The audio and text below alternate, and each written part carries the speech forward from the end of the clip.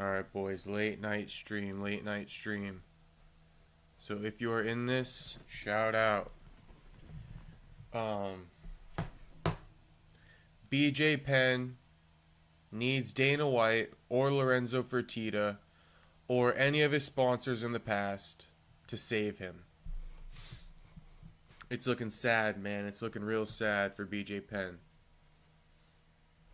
So, let's just get right into it. BJ just posted a video, and it's not looking good, man. He's like 200 yards down the road from his family home, and he's staying in a little studio, this little shack right here.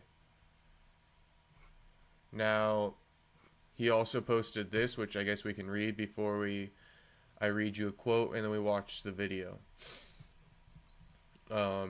Power isn't how much you can hurt someone. Power is how much you can help someone. I didn't start this fight. This is an army of thieves, and they are here to steal everything I worked for.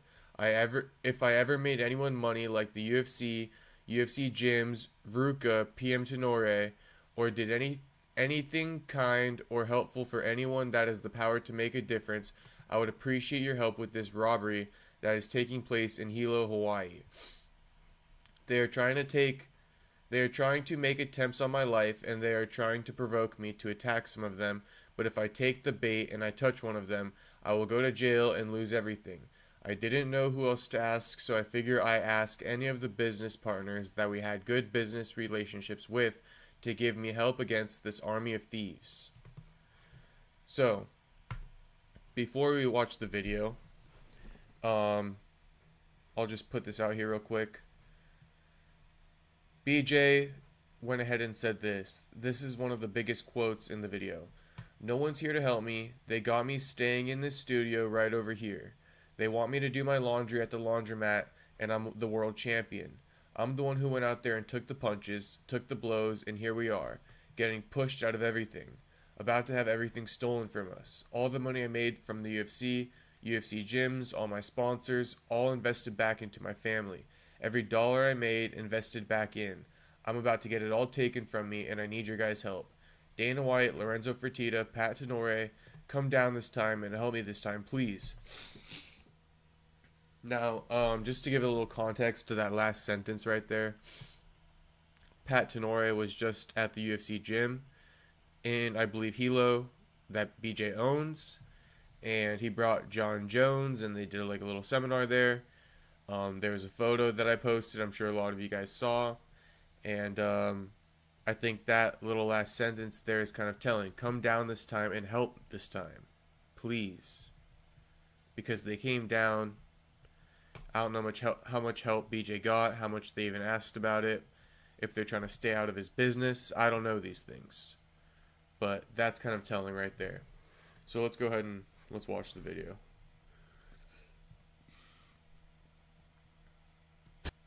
This message is for Dana White and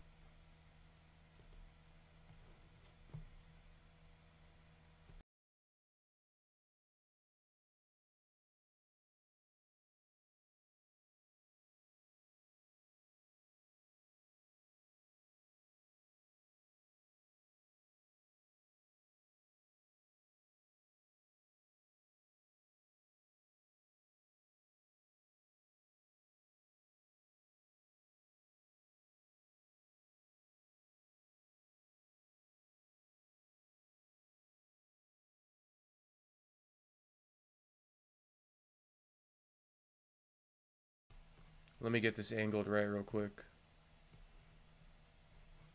That should do.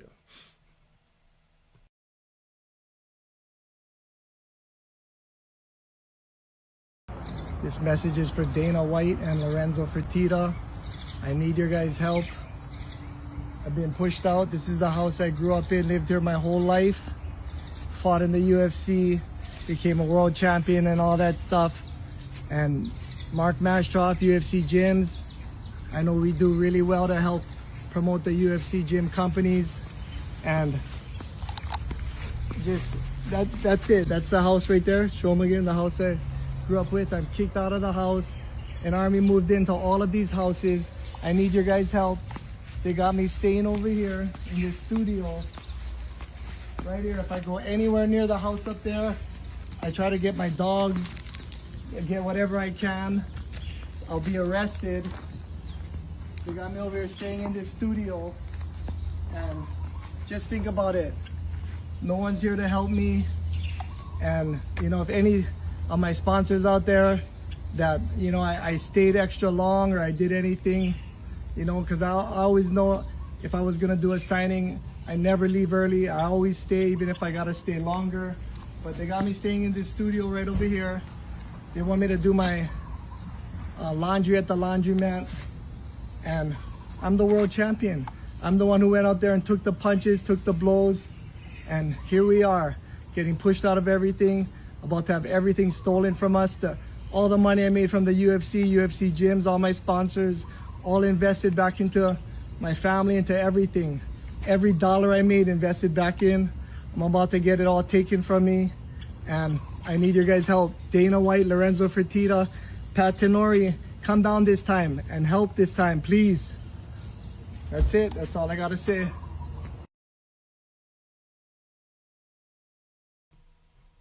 Now, nothing fires me up more than things like this. Really. I have so many initial reactions that I feel need to be shared. So let me just try. I tried to kind of keep a mental note of everything. First of all, look at this house that they've got him in, man. Look at this thing. You know?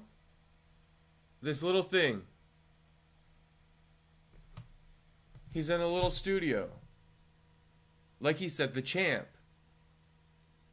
This is actually kind of like low-key kind of crazy. 200 yards down from the street from the house. I'm going to respond to some of these comments, but let me get through some of my initial reaction here. But what up, that's an interesting name. What up, AIDS? What up? Now, to the comments point, saying, you know, how can one convince BJ he's got Capgras syndrome? It's gone way too far. Look at BJ in this video. Now, I'm the first to admit, he's looked real, I don't want to say methed out. I'll use that word lightly. But really, I'll use the word, he's looked really tired in some pictures. He's looked really tired in that picture with John Jones at the UFC gym about 4 months ago. Here he looks pretty clear-eyed. He's talking well. I've seen other times where he is a little bit more rambly. I'm trying to keep it a buck here. You know, I'm not really on any side. I've been trying to figure this out for months, what side to fall on. But reacting to this video right here today, you know, he's speaking clearly, like I said.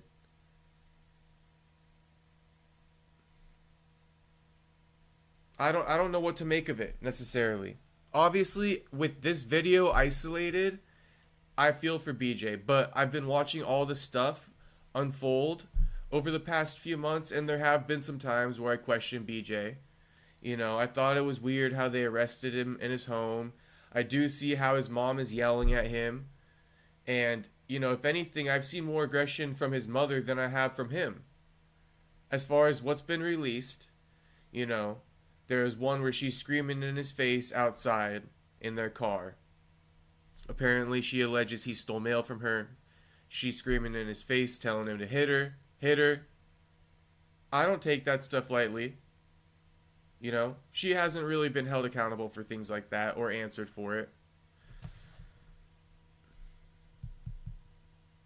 BJ saying he invested everything from his family, or everything from his fighting career, into his family. It's kind of obvious that's what happened here if he doesn't have his independent finances. You know, the Penns do something weird. BJ's got this thing he's spoke about in the past where I think him and all of his siblings are named the same thing, you know, to kind of like all have one insurance card and shit like that. So, you know, their family dynamic is different. That's all I'm kind of bringing that to light for. Just to say that, you know, it's unorthodox to Like 90% of UFC fighters, right, their money isn't tied up with their mom and dad. For some reason, BJ's money is real tied up with his mom. I think, I'm not 100% sure, but I think his mom might have passed away. Or his dad might have passed away. So I think all of his money's tied up with his mom and his siblings or something, his brothers. He's not on good terms with any of them.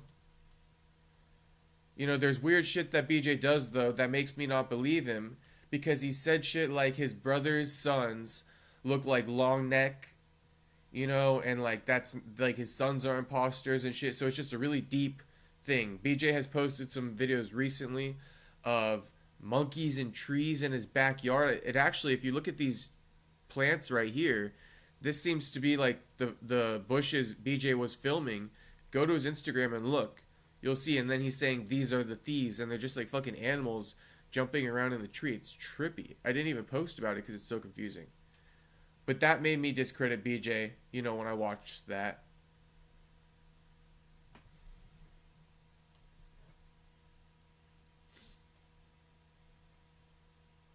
He's asking for help from Dana White. Initially, I mean, I think that's like a lost cause, in my humble opinion. I don't think Dana or Lorenzo are going to come. But it's kind of sad to see him like being along the lines of, I stayed extra, I never left early. You know what I mean? If we've done business in the past. It's sad to be hearing it right now. I don't know what he's exactly asking for. You know, I feel like DNA tests need to be done. Like, what's Dana supposed to do? Give him $50K? Get him back in the house? I think $50K is like the least of BJ's problems.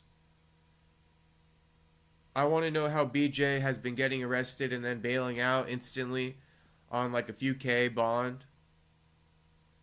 I know you don't have to pay the full bond, so maybe he just pays a couple $100. I don't know how it works. But I'm just saying, like, if he's broke, that would mean something. So there's a lot of questions here.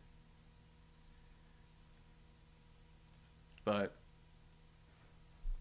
that's kind of the situation with BJ right now. He needs Dana's help. Do I think he's going to get it? Not necessarily. I don't.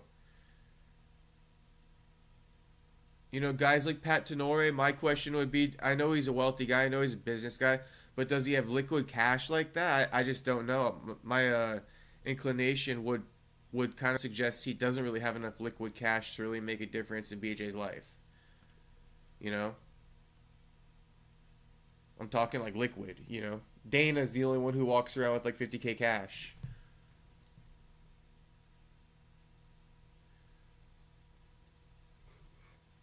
So, AIDS is over here. Let's see what AIDS has to say. Literally tried to harm his family. That's why they have him away from the house. See, AIDS, where do you get that from, man? Where do you get that from? I don't see where he tried to harm his family. I see that he's, you know what I mean? Calling them imposters. But I've never seen anything where he tried to harm his family. I'm JS. He's def got some. I'm just saying he's def got some symptoms of it, with thinking his mother and brother are replicated. I don't think he fully has it though. Yeah, 'cause I feel though he seems pretty level in this video. Yeah. I'm not gonna lie to you. You know what I mean? I've thought that he came off pretty delusional, like I just got done saying, at times. Then it comes back here and he's normal. So when he's not on the drugs, maybe he's, you know, decent. I don't know.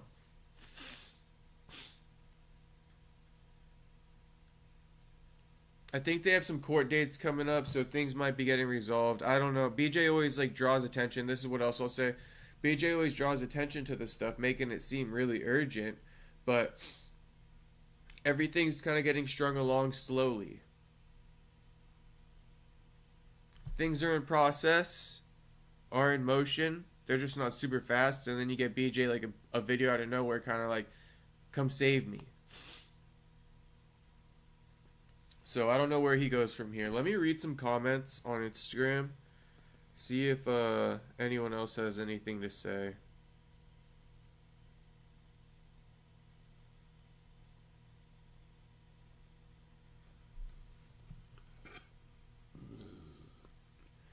Yeah, according to like the report, I think they with him causing a disturbance in the house, all I read was that I'm like 90% sure he didn't put hands on his mom. We'd have to really go back and look, but I read something along the lines that his mom was on vacation. She came home from vacation and he had stolen her mail. They live in the same house. So he had basically taken the mail and she was asking for it and he wasn't giving it to her. He was sitting out in a car with his homie who was filming that video of him laying in bed getting arrested. And then his mom came and confronted him, and then he has this bright flashlight that he shined in her face. Now the time frame of who flashed what before she yelled hit me, I don't know. But they got in a dispute over the mail, which led to her yelling hit me and him flashing a light in her face. Then he went inside the house and apparently, cops were called and it was like a family disturbance. What up, Prime? What up, Prime? Prime, what you think about BJ right now? Did you watch the video? I just got done saying he seems clear-headed in the video, But I'll be the first to admit, he's definitely came off delusional in the past. But doing laundry at the laundromat is crazy. Imagine showing up to your local laundromat and BJ Penn is in there doing his laundry.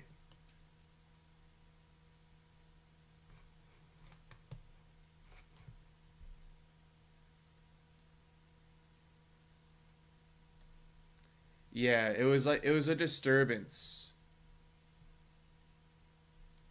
Because even now he's saying like they want me to hit them.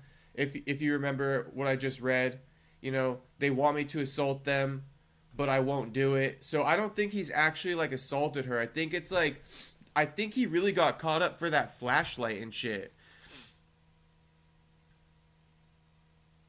I think it was actually for harassment or something.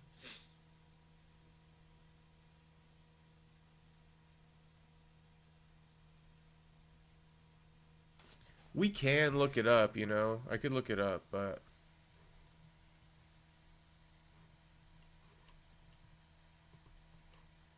there are some other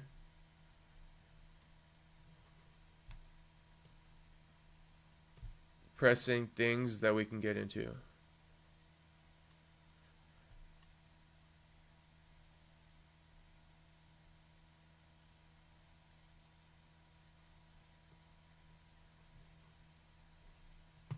Yeah, I don't think Dana's gonna help him either. If I'm just keeping it a buck. It's like, what's Dana gonna do,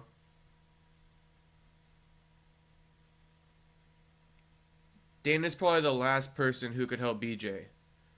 And that's the other weird thing I'll even say, if there is a criticism to give to BJ, it's like, even that's coming off a little bit clueless. Like the type of people you're asking to help you, like your old sponsors, what are you asking for? You don't got like a GoFundMe or anything. I don't know what you're trying to get out of it.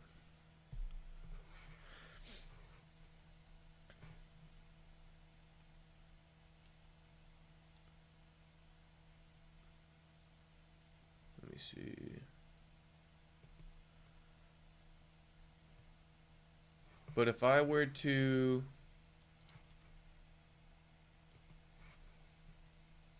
let's look into the BJ Penn arrest just to be sure.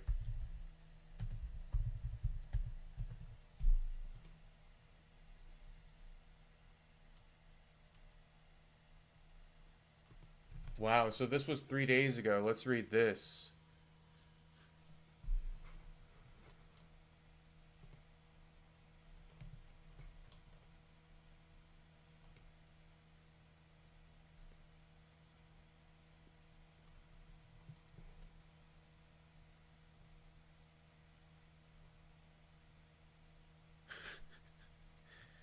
John Jones or Dana would do that just to get a boost in his ratings. That's what he does. He slides that in just to get a few extra comments. That's my theory. He's just buying into the hype about that now. The second he bought into it and started trolling us back, I was done with Dana saying the whole John Jones is a goat. I doubt anyone will help him until anyone knows what's actually going on with him. Yeah, it would be lost, bad money spent. So let's see what happened here. BJ Penn is taking charge. UFC Hall of Famer will represent himself in court on August 25th. Okay, mark your calendars, boys. We're 1 month out. Facing charges of assault and violating a restraining order. Arrested 4 times in May and June 2025 in Hilo, Hawaii. Penn distrusts lawyers and wants to handle his defense, mirroring his approach in the octagon. Interesting little play there. The judicial system, this is a quote from BJ. Let me get some, hang on.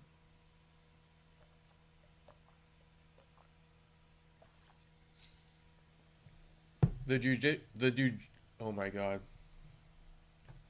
The judicial version of hands up, chin down is anything you say can and will be used against you in a court of law.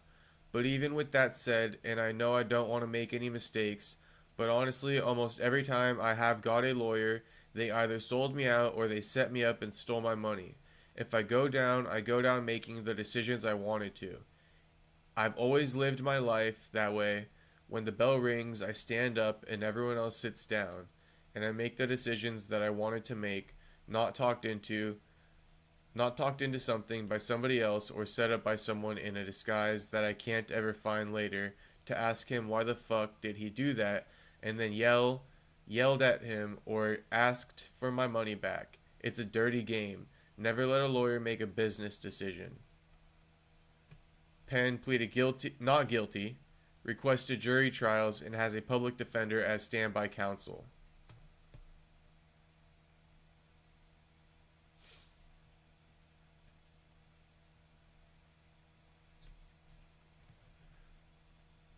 So let's look at this arrested 4 times.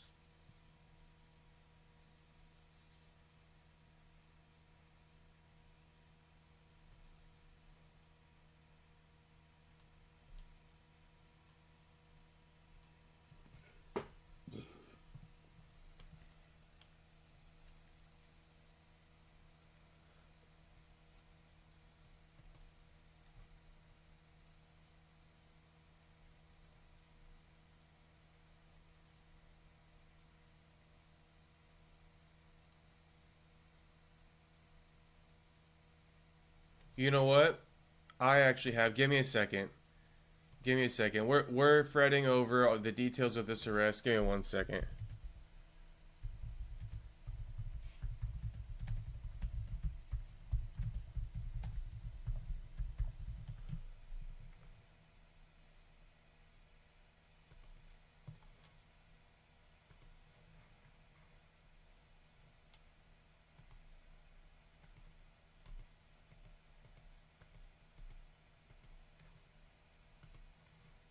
Hang on.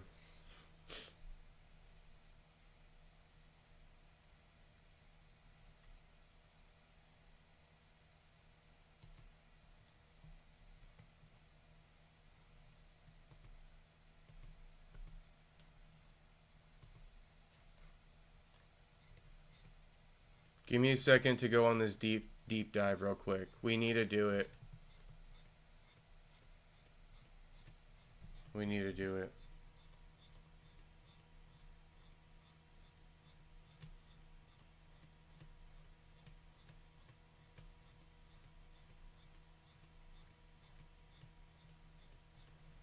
Unless I can just type in BJ Penn arrest charges.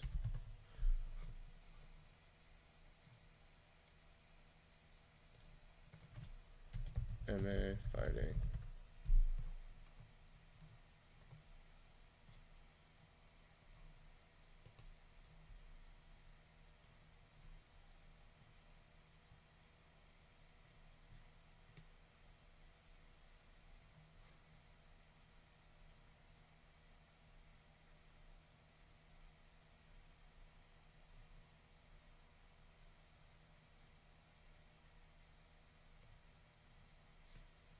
So the charges are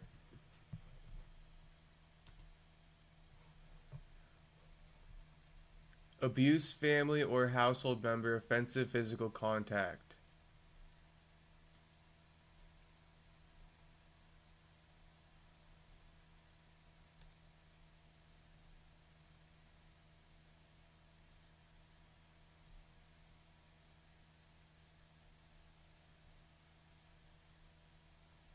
But this isn't what I fully want to get into, because I wrote it all down, so just give me a second here. You guys can see me scrolling.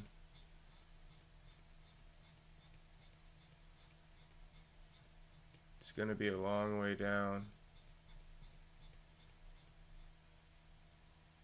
Oh, here we are. We're already back. Okay, so BJ was arrested by several cops.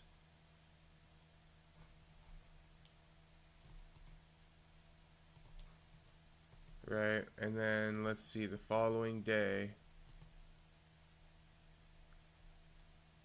Okay, so Shin claims that Penn used extreme psychological abuse towards me for over the past several months, that I am not Lorraine Shin, I killed his family and have taken over his mother's identity, and he wants me to be removed from his home. This is a quote from a police report. In the request for the restraining order, Shin alleges that she returned home from a trip on May 11th and found all my belongings, such as my clothes, shoes, jewelry, personal items, and my bed removed from my bedroom. After Penn allegedly denied knowing where his mother's belongings were, Shin filed a theft report with police. A few days later, on May 16th, Shin claims my personal purse with my driver's license, credit card, and locks for my safe were stolen, and she made a separate theft report. Shin says Penn allegedly told her that all the items in the safe were his. Shin says she then installed a deadbolt lock on her bedroom door along the security cameras, both inside and outside the home. She claims Penn was caught taking down the cameras. He also put glue into my deadbolts that stopped me from opening my bedroom door. Shin says Penn denied taking her mail, but then later that night she found her son inside a friend's vehicle and claimed she saw her mail in the back seat. She claims Penn denied it was her mail, and that led to Shin contacting the police again. Shin claims that police allegedly shoved a... Shin claims that Penn allegedly shoved a bright flashlight into her face to prevent her from dialing the number for police on her cell phone. I tried turning in several directions, and he continued to blind me with his flashlight, Shin wrote. I then grabbed the flashlight and removed it from my face, and then he grabbed my arms and shoved me against the four-door gray sedan, which I felt a sharp pain in my back. I then started to scream at the top of my voice for my son Reagan Penn to help me. The next morning, Shin claims she went upstairs when she heard a noise downstairs, and when she went to investigate, she noticed one of her sliding glass doors was open. Shin says she was walking towards the back entrance door to the house. She spotted Penn bolting from the rear stairs to exit the back door. She claims Penn jumped in the same car with his friend and left. Shin says she later heard Penn arguing with her son Reagan at his home when police were called again. She says she showed police the video of Penn entering and exiting her home in violation of the 48-hour period and was arrested. Okay, so, and here it is. I believe my son BJ is suffering from Capgras syndrome. He believes I'm an imposter who has killed his family to gain control of the family assets. Give it, goddamn! You have to put that in my face. Hit me! Hit me! No, hit me! I'm moving. Reagan! Hit me! Why do you have that in my face? Give it, goddamn! You have to put that in my face. Hit me! Hit me! No, hit me! I'm moving. Reagan! Hit me! Why do you have that in my face? First off, his mom's got like a weird accent. That ain't no pigeon accent. That almost sounded like not even Hawaiian at all. You could post a link, AIDS. Um, Here's what BJ posted the video though. See, that's the thing, right? She explains how he pushed her up against the car, and then BJ posts the video, and obviously there's a light flashing, so we can't really tell if he pushed her up against the car. It looks like there was a slight little, scuffle here, but she also admits she moved the flashlight from in front of her face. So her moving his arm, shit like that. I don't know. If the video reflects her moving his arm or him shoving her against the car because the light is fucking flashing. But he writes, hit me, hit me, hit me. Is that an 80-year-old woman? This isn't the first time that imposter identity thief fake Lorraine Shin has tried to get me to assault her, and she has already walked around my house with a gun when I asked her about my finances and my family's finances. This lady knows nothing about business and is a murdering thief. The real Lorraine Shin makes this moron look parked. So, it's a very interesting situation. It's not even like, oh, BJ assaulted his mom, because I just read to you what the allegations are. And we can't even be sure of what happened in that altercation. But this is what she used to get a restraining order against him. He violated it. So they got all kinds of things. I mean, it's not looking good for him because he kept breaking the law. If he wants help, then he's probably in the wrong. Who even says they need help if they're not in the wrong? Yeah. Well, in his defense, if someone's kind of fucking you over, scheming against you, you might be asking for help. But even if he gets help, I think he's beyond help at this point. To be honest with you. You got to make it right with your family, I guess, and try to get back in the good graces. I don't think anybody's going to be able to magically, give you half of the shit. That's what a good lawyer would do. Not Dana White. You got to, fight for this shit in court. So she had a restraining order on him prior, before the mail incident, which is why he wasn't allowed in the house at the time, and he kept violating it. And she's claiming that he has Capgras syndrome as well, so I don't know. She's either right or lying to get him estranged, so she could take his money, so she could take any money he has. I don't know if I can post links here. Also, see, this is another thing where I think BJ might be delusional, is he's also said that his daughters aren't his anymore, and his daughters have restraining orders against him. That doesn't look good for BJ. When your own daughters have restraining orders against you, and your mom and the mother of your kids has a restraining order against you, that's not looking good at all, to be honest with you. I'm willing to look past a lot of things. Your kids not fucking with you. You know what I mean? Those are usually probably the last ones to go. Your kids.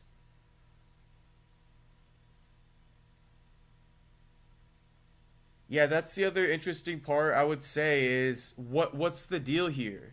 They don't even want to help him. I mean, I guess they put him in a studio, but that's the weird dynamic. Why not share everything with BJ still? What has he done? Yeah, it's your son who's fucked up now in the head or something like that, but I guess it's just all of the constant saying his family's not real. Yeah, his oldest daughter or some shit. They probably would not want to talk to media. But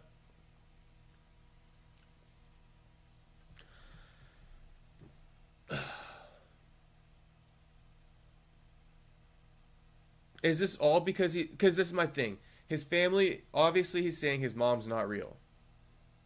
But at the same time, I feel like he's not just saying that out of nowhere. My theory this whole time, if you haven't heard it already, is that the family business, the family finances are not what they were when he was thriving.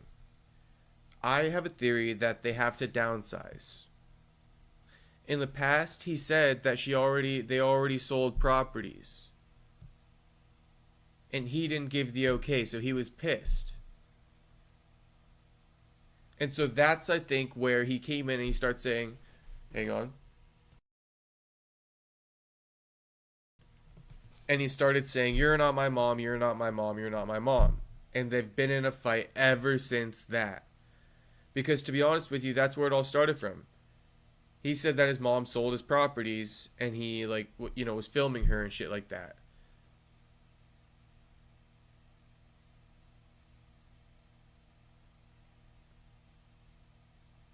So if BJ's in denial that his family business isn't what it was and his mom is making executive decisions to kind of keep the finances afloat,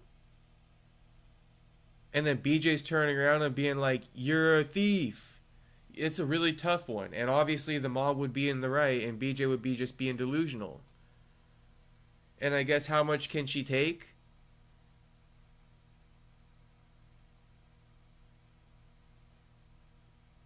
Everybody's got a limit. If this is all true, what I'm saying, everyone's got a limit.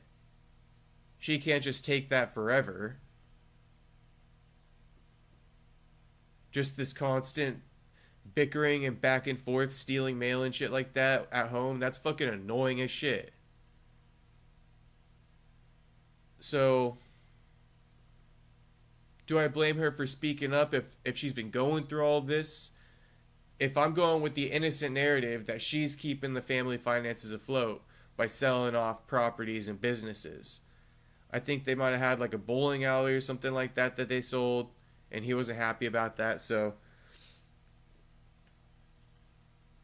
if that's what she had to do and he's saying fuck you, then I would have to say BJ's in the wrong.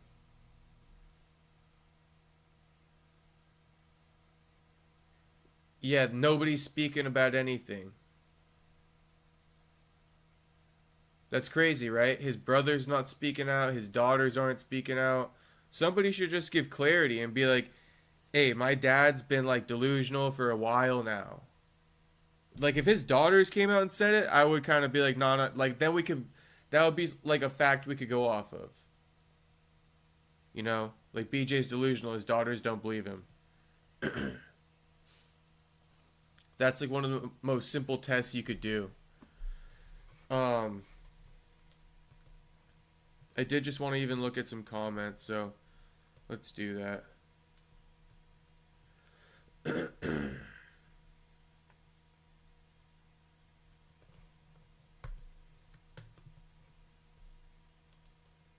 Feel bad for bro. What the hell? Wow, he needs help. It's not a bad spot though. I wouldn't complain. That's funny. In Hawaii too, bro's living, but he's really got problems with drugs and CTE. Feel for him, bro. He's at the laundromat. He can't be at the laundromat.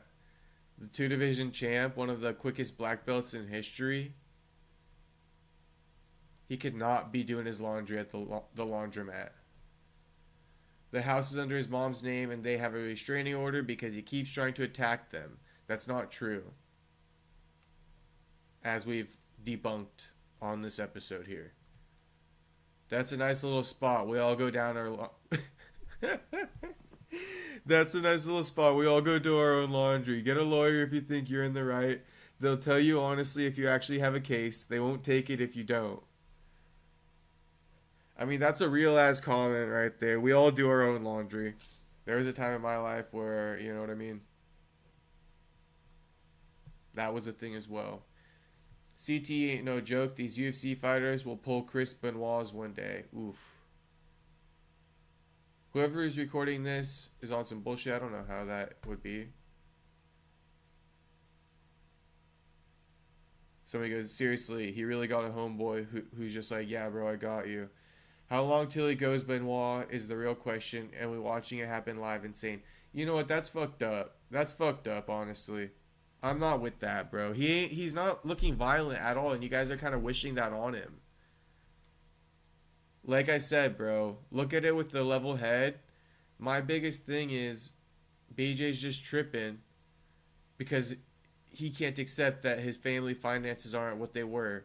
And I guess maybe he was just shelling out money to his family, so he doesn't know the value of a dollar in the terms of like how much they're bringing in and how much they're spending and how much their monthly finances are.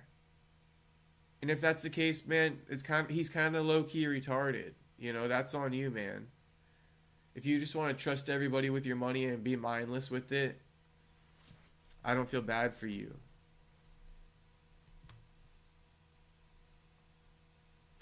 Someone goes, BJ, yo, respectfully, you could have just called him or someone within his circle. Why are you posting this? They ain't answering his calls with no phones, no way. Yeah, man. So, that'll conclude the BJ Penn, but we do have more. We do have more on the horizon. I guess I could just go through the bookmarks real quick. No, let's save the bookmarks. Let's do another hard-hitting topic real quick. The Ollie Act. I haven't really heard much about this Ollie Act. I like MMA fighting. What's your guys' favorite MMA media outlet? Out of curiosity, what's the go-to? For me, it really is MMA fighting. They got the most simple kind of articles. They always give graphics and shit. I love it. All right. So give me a second here. Okay. Oh, I just want to check something real quick. Give me a second here. All right. Hey boys, can you do me a favor before we start this topic and just go ahead and like the stream? It says 2 likes right now. Can we get it up to double 4? Is that possible? We got 4 viewers in here right now. We could do four likes easy. Before I get into this topic. And then we're going to do Sean Strickland.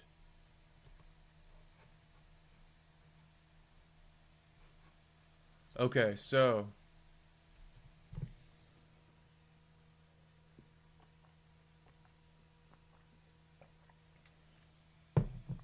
a new bill introduced in Congress aims to bring UFC-style regulation of boxing.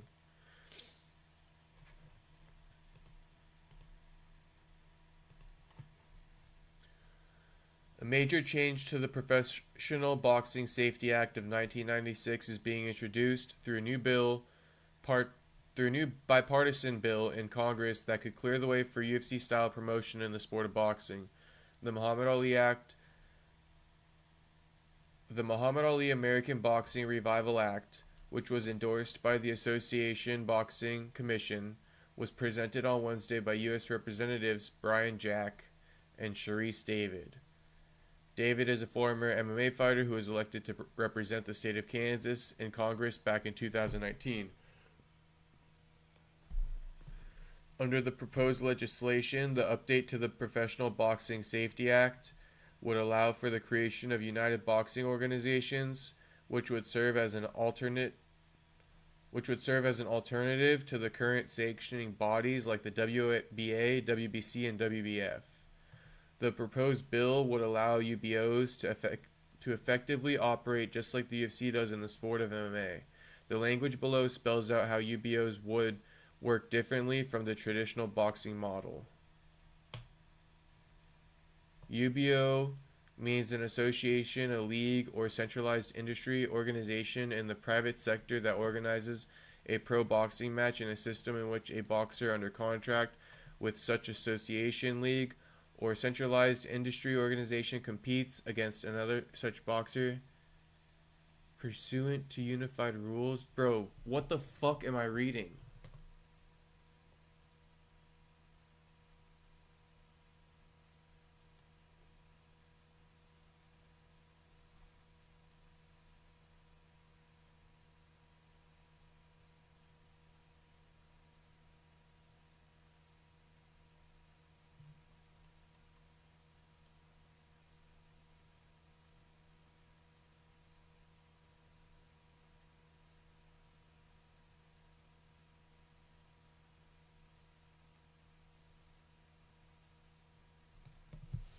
Okay, so I guess what this is the UBO would basically become the UFC of boxing.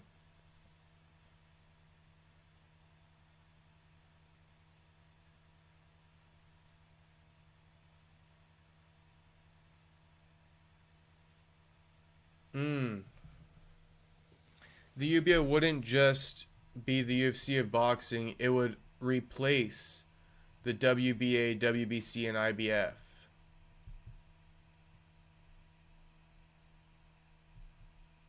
It would be an alternative. So the WBO would be the sanctioning body. Versus right now, you got the sanctioning bodies.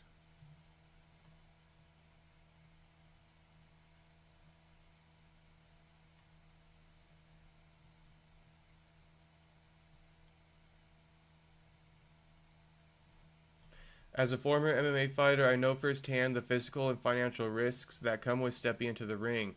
This bipartisan bill is about giving professional boxers the protections, opportunities, and freedom of choice they deserve. I'm proud to work across the aisle to help strengthen the future of American boxing and ensure athletes are treated fairly and safely. Interesting. A lot of people are against this.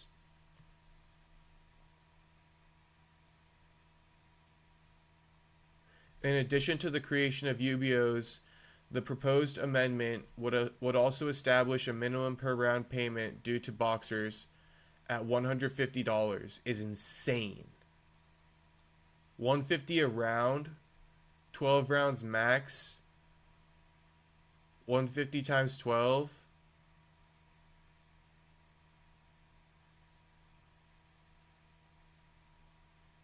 $1,800. Is that true? $1,800 is what you would make minimum for a fight, for a championship fight. So you don't even do championship fights at the minimum, right? So I mean, you're gonna make probably like $1,500. While that might not sound like much, many states don't have a minimum set up, so promoters are allowed to pay whatever they want, which typically affects boxers early in their careers. Part of the bill also establishes higher insurance coverage for fighters.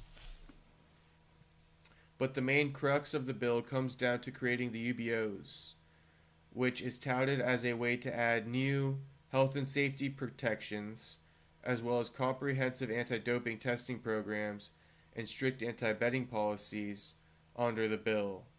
UBOs would not charge boxers any fees for placement in the rankings or the right to participate in championship bouts. Yeah, because boxers do have to pay fees to each organization they fight for. So if you're the WBA and WBO and WBC champ, you got to pay fees to all the sanctioning bodies. So they're saying the boxers and the champions wouldn't have to pay a fee to the sanctioning body. But again, I think whatever they pay, they still make more than what they will make by not having to pay that, if you feel me. The Association of Boxing Commissions Board of Directors is in unanimous support of the new Muhammad Ali Act, of the new Muhammad Ali Boxing Revival Act. This new legislation provides much needed updates to the Professional Boxing Safety Act of 1996, but enhances the medical standards that protect boxers, establishing a national minimum payment per round, and defining national minimum health insurance requirements. This bill will mitigate the exploitation of the debut fighter and of all professional fighters that participate in the sweet science of pugilism.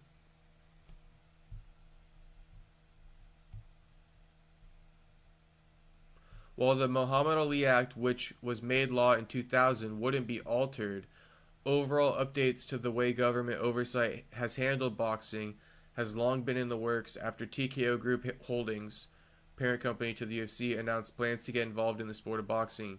TKO Boxing was just approved for a promoter's license in Nevada on Wednesday, with plans to launch with the upcoming Canelo vs. Crawford fight in September.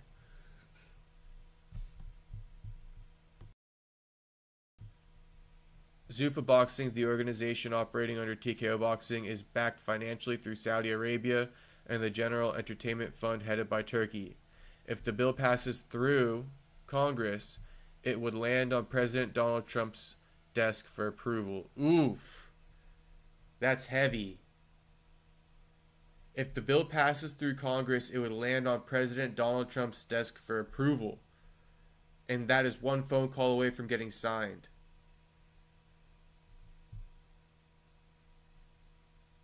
You got the Boxing Commission Board of Directors in unanimous support.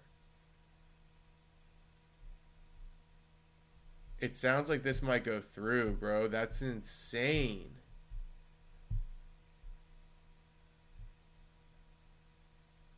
There's already betting precautions, is there not? I guess fighters can bet on other fights, and UFC fighters can't bet on fights.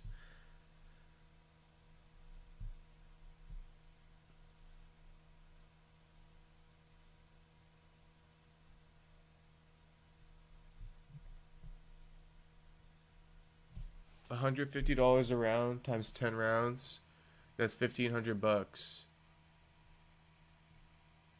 $1,500 for training for like a month and a half to 3 months is insane. You make $1,500 in a week being a server.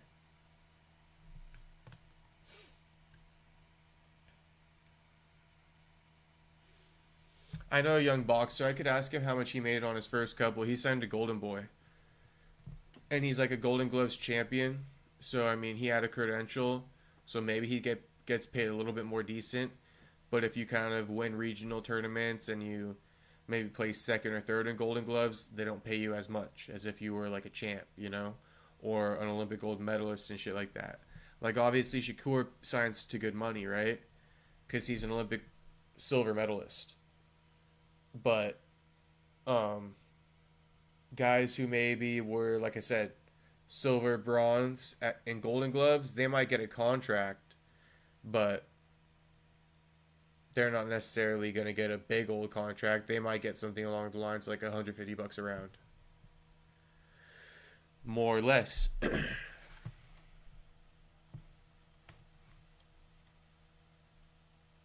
What I want to know, though, is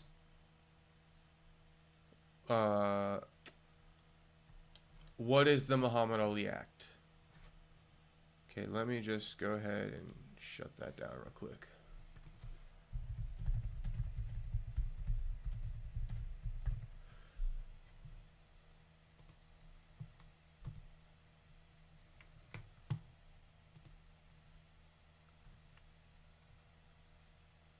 The Muhammad Ali Act is a federal law that was introduced in 1999, passed in 2000, protect the rights and welfare of boxers, aid state boxing commissions with the oversight of boxing, increase sportsmanship and integrity within the boxing industry. The act amends the 1996 Professional Boxing Safety Act by expanding upon legislation against exploitation, conflict of interest, enforcement, as well as additional amendments. The act was enacted in response to widespread abuse of boxers by means of exploitation, rigged rankings, and rigged matches. So then they just did away with rankings or something. Interesting.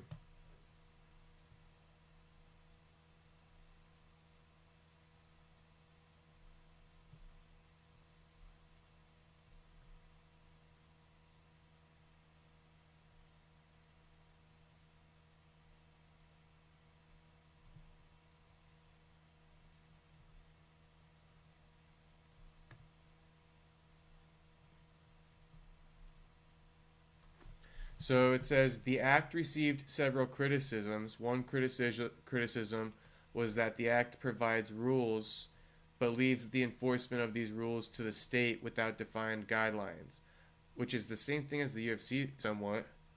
Other criticism stems from the belief that Congress has no purpose regulating the boxing industry, as there is no precedent of Congress regulating any other sport.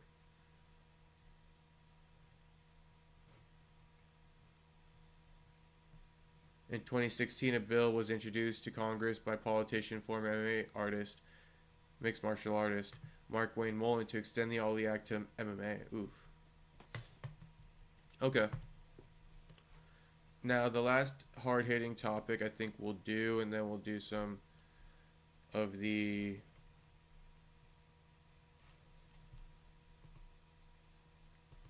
other topics is Sean Strickland. Here it is. Let me see here.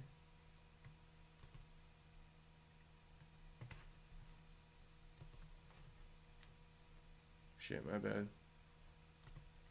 Okay. Sean Strickland. Alright, boys. Like the stream. Get it up to 4 likes. Do me that solid, please. Okay, ex-UFC champ Sean Strickland remains suspended, and he'll have to wait until at least August for resolution on his discipline for attacking a fighter. On Wednesday, the NAC voted unanimously to extend Strickland's suspension, which was initially issued on July 3rd, and he'll remain suspended until a full disciplinary hearing or adjudication agreement is reached. That hearing won't happen until at least August, when the commission reconvenes for a monthly meeting.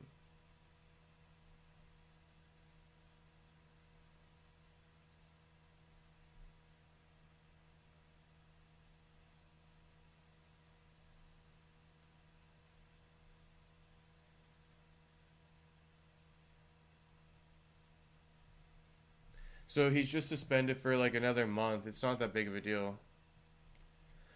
He just can't get a fight booked. So poor Sean Strickland. Poor Sean Strickland. I want to say rest in peace to Hulk Hogan. What do you boys think of Hulk Hogan? I know he's a little bit of a controversial figure. Are you on the rest in peace side, or are you on the, you don't fuck with him side?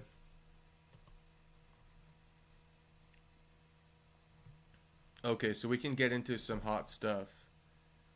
There's a lot of hot stuff we can get into.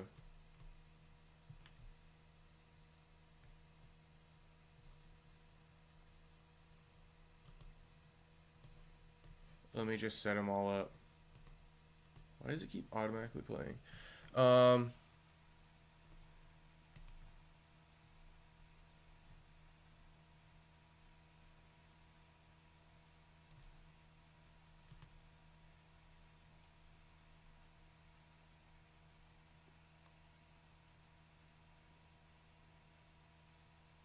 Oh my god. You know what? Def controversial, but still RP, a pioneer for pro wrestling. Yeah, I hear you. I hear you.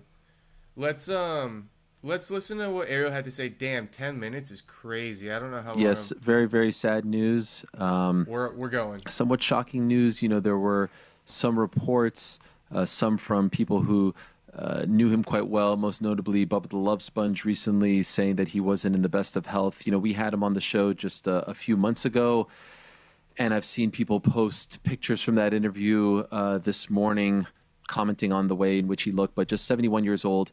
And there's a lot of thoughts, there's a lot of feelings that are going through me right now, because this is a very, very complicated legacy. This is a very complicated figure in the world of sports entertainment. And I don't know if, since, let me be very clear, the reason why it is complicated isn't the same by any stretch, but it is reminiscent to a degree of when O.J. Simpson passed away, because O.J. Simpson had a first act where he was beloved, and he had a second act where he was beloved, and then he had a... So what is it? Basically, Hulk definitely said some things about the N-word, and he said I don't know if he said we're all a little racist, or he just admitted flat out to being racist, but something about being racist and admitting to it was definitely in that. And that is fucked up. Let's hear what else Ariel has to say. A third act where he was not beloved, and a fourth act where he was not beloved. And we're on Hulk Hogan right now, and we're discussing his controversy. And I honestly don't know much about it, so Ariel's about to put us on with this. It is somewhat similar in this regard when talking about Hulk Hogan's legacy and everything that he did for the pro wrestling world, because in my opinion, he is the most famous pro wrestler of all time. When you talk about a Mount Rushmore, if you don't have Hulk Hogan on it, I'm not talking about from a technical standpoint. I'm talking about like someone who had an impact on the business.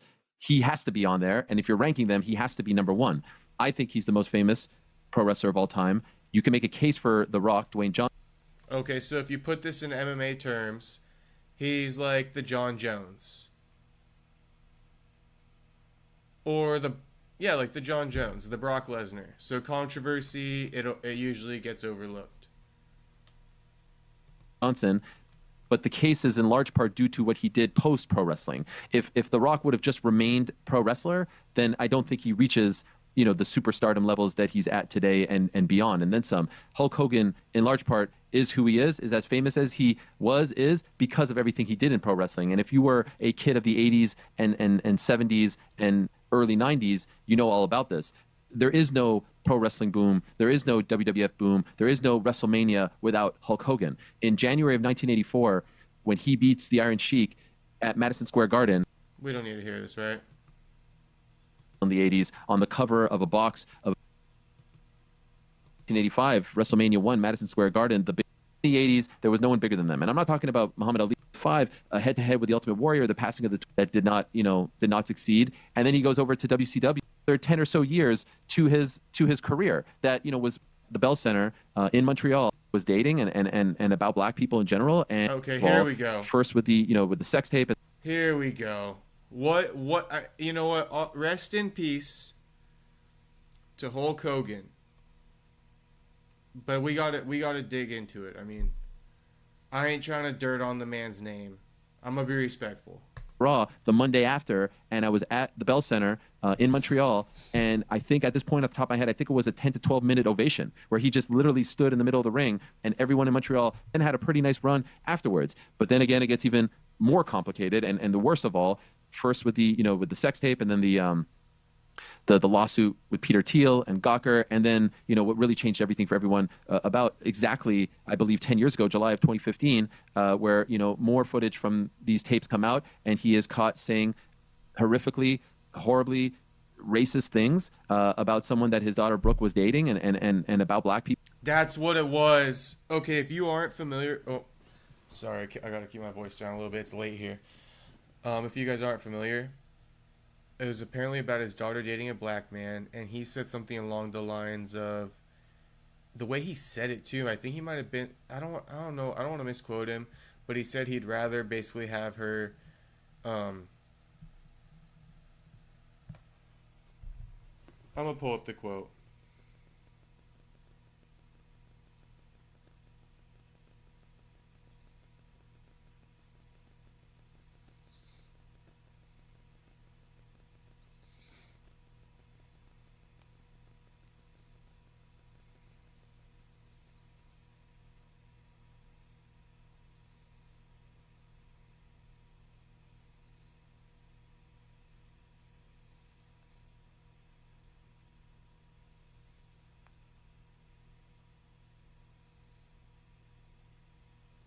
I mean, I'd rather, if she was going to F some bleep, I'd rather have her, oh my god.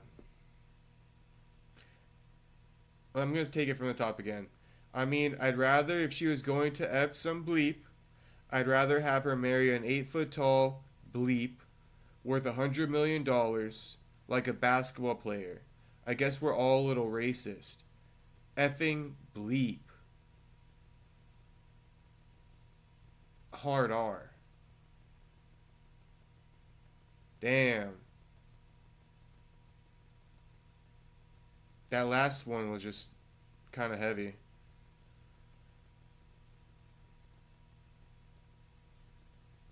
So he apologized for it later on as well. So that is let's note that too. He apologized for it. But I mean, you say something like that, that's kind of crazy. I don't know the time 10 years ago. I mean, 10 years ago is only 2014, 2015. That is way too late to be saying that. Let's hear what Ariel had to say, because we just had to put context to that part at least. People in general, and he never quite recovered from that. Now, there will be some people like Eric Bischoff, who we talked to about this on Monday's program, about his complicated legacy, who will say, like, oh, this is just a vocal minority that has held on to this. But no, I mean, I was talking to some friends today who are huge wrestling fans, who are black, who say that I love this guy, and now I hate him. Well, for the record, interestingly enough, right? I found this interesting. So, speaking of this, right, his controversy, DC, who works for ESPN, so he's not independent. Shout out to the independents out there, because there's only a few of us, so he can't say whatever he wants. But I mean, he didn't touch the racism at all. In fact, he praised Hulk. He said he wasn't a Hulk fan. He was like the other guy fan, whoever was the big guy at the time. But he had nothing negative to say about Hulk. It was all like, rest in peace, and he had a great career. Didn't even touch the controversy. But Ariel is touching on it. But, it's worth mentioning because DC's black, so he has all the right. If he wants to kind of say, I never quite recovered from that, he could say that. But he didn't. Maybe it's because he works for ESPN, maybe not. Maybe he'll say something different on his channel. I guess stay tuned. And I never was able to forgive him. And you saw what happened January 6th at the Intuit Dome in Inglewood on the Netflix debut. The crowd booed him. And he told us on the show, no, they booed me because I was playing the bad guy. He wasn't playing the bad guy. He came. Yeah, so he got booed heavy. And he was even thanking the crowd like, thank you, dudes. But the greatest accomplishment in my life was doing this job in front of you guys. It's so awesome. He's like, thank you, dudes. So that's why when Ariel's saying that he was playing the bad guy, he wasn't. That was a PR spin on air. He was actually like kissing up and thanking everybody, being like all sentimental. Came out with the red and yellow. He came out with the flag. He wasn't playing the bad guy. And there are wrestlers since who have said, Shelton Benjamin notably, who said, when he spoke to us about it, because remember in the aftermath of this, WWE kind of parted ways with him and wanted nothing to do with him, took him off the website, the Hall of Fame, all that stuff. And wrestlers in the aftermath said, he didn't really show the contrition that we thought he was going to show. He didn't seem apologetic. His message to us was, don't get caught. I got caught on camera. I got caught saying horrible things, racist things, offensive things. Don't get caught. He didn't, according to them, I wasn't obviously in the room. He didn't say, I'm sorry, I will never live this down, et cetera, et cetera. And so that's why it's incredibly complicated, because you see today people dealing, I'm going through, I'm sorry for going so long here, but it's like, this guy represents everything that I loved about pro wrestling. He, to me, he is my childhood. For many people feel the same. He is 1980s wrestling. I watched his cartoon, Hulk Hogan's Rockin' Wrestling, the stuff with Cyndi Lauper and MTV and Captain Lou Albano. Like, this is my childhood, the red and yellow. And yeah, after a decade away, I wanted to be at that. So like this guy, it's okay to say it's complicated, and it's okay to say that at the end you weren't a fan and you were disgusted by the things that he said in the 90s and what he did for wrestling. If you're a wrestling fan, no bigger star. I just want to read, if I missed his apology, like what he actually said in it. Because Ariel says that he was basically saying he just regrets that he said it on air. 8 years ago, I used offensive language during a conversation. It was unacceptable for me to have used that offensive language. There is no excuse for it, and I apologize for having done it. This is not who I am. I believe very strongly that every person in the world is important and should not be treated differently based on race, gender, orientation, religious beliefs, or otherwise.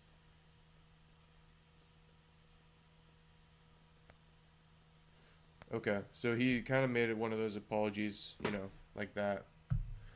I don't know where. I guess that was behind closed doors where they said that. Let's just finish this up. It's him, it's Austin, it's the merch, and look at those three guys are post, and around the world. It was Hulk Hogan. Was part of WWF, was bigger in the. He can walk in India. He could, because of the Fu Manchu, and we can't forget about Thunder Lips here. Okay, we're done with that one. Dustin Poirier, letter to the game. Let's just give him a little bit of credit right here. DP.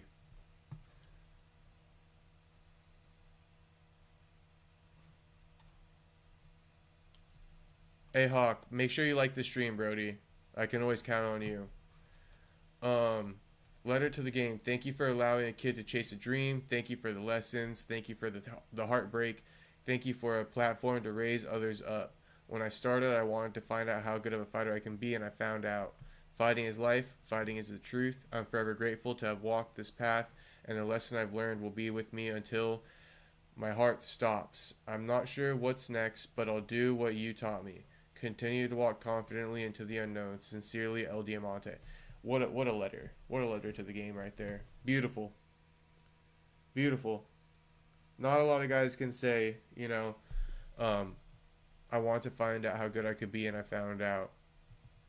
Fighting is life, and fighting is the truth. DP is one of the best fighters to ever do it, honestly, in my opinion. And appreciate it, Hawk. I can always count on you, Brody. Now, what I will say about DP, just a quick thought.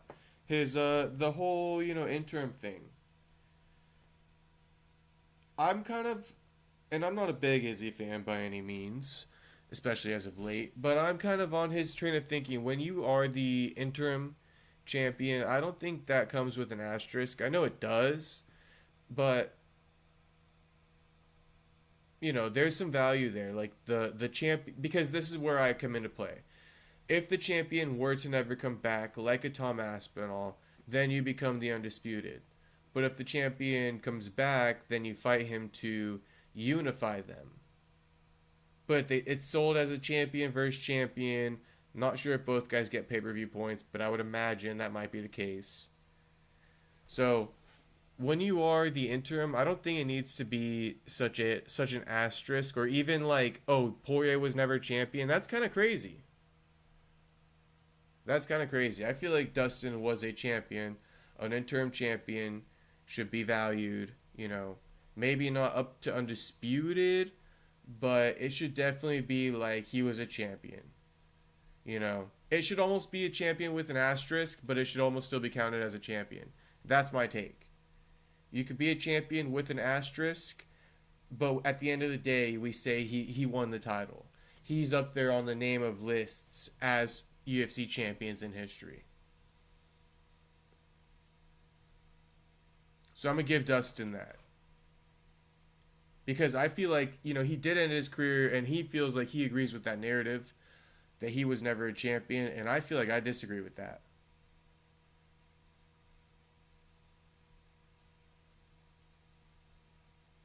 Because let me give you another example before we get out of this topic.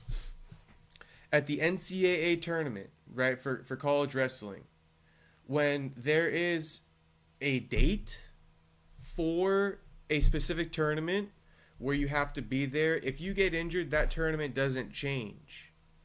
You come there, you compete for the championship, and whoever wins first place, it's not, oh, I won first place, but so-and-so was injured that year. Yeah, he was injured and he didn't make it. And there's no asterisk, because the event takes place on that day and everybody competes for the title who can compete.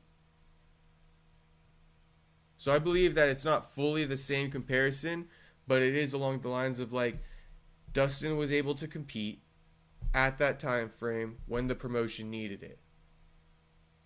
And if it was for a world title, then it's for a world title. And if the real champion can't be there and the world title is up, then I believe that you should be kind of considered a former champion. Interim champion and champion should be hand in hand. Interim champion could almost be above BMF. Okay, so let's try to watch these. Okay, I guess trying to see here. Okay, so Topuria did say, listen, that the UFC is working on him versus Patty or Justin. Let me turn on the air real quick because I'm just in a hot box right now.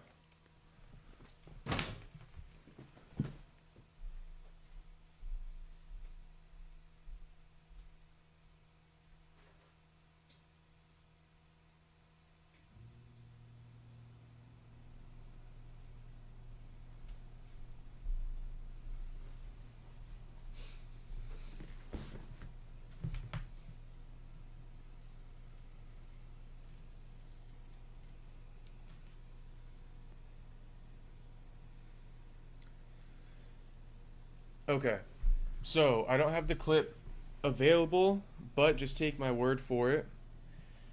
Ilia Topuria said the UFC is eyeing Gaethje versus him or Patty versus him. If the audio's fucked up, let me know. Very important you let me know that.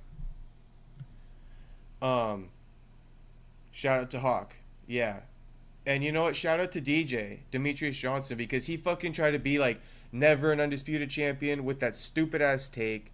Man, shove that. Shove that shit. Shove that shit, man. You could give credit, man. A guy like DP, I mean, all the interim champions. Anyway, Ilia Topuria, like I already said, says UFC's working on him versus Patty, him versus Justin. Now, I've been saying for weeks, Ilia won't fight Arman. Ilia is too big for Arman. And he only wants $1 million fights. So with that being said, this just solidified it in the most extreme way possible. Ilia says he would give up his title if he has to fight Arman. And that's what I've been trying to tell you guys. So let's just listen to it. And he won't fight Arman.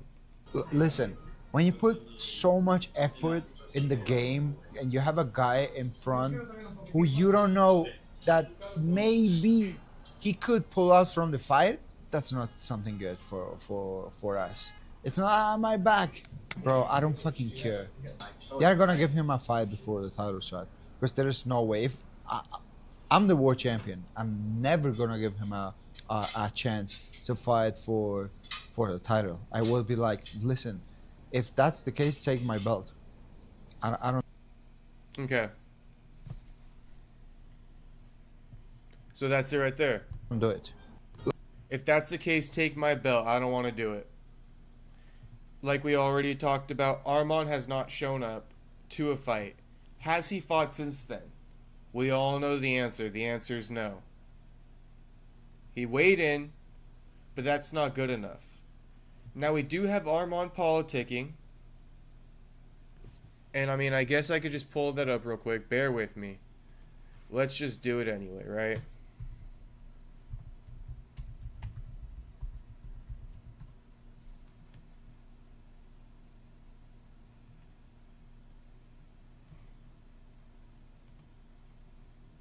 We've got Arman politicking. Ilia, stop running, Ilia.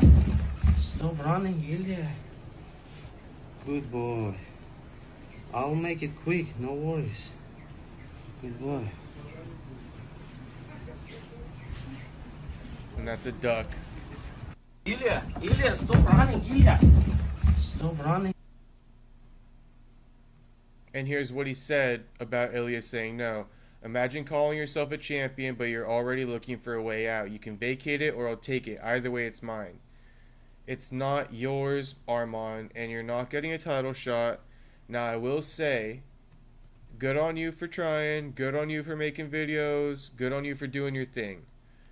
But you're not getting a title shot, and I don't think you're going to convince the masses with the other fights that are on the line. Justin Gaethje, he's reliable. And like Ilia just said, you didn't show up, and that's one of the big reasons why he doesn't want to fight you. So, you're going to have to fight again, Arman, and I've been saying that. And Arman's probably going to get fucked here because guess who? Guess who's also going to get to skip the line? Max Holloway. And guess who doesn't get a fight for the BMF title because he's not really worthy is Arman. Because the BMF title is beyond merit. It's beyond rankings. It's beyond all of that. It's about the fighting style.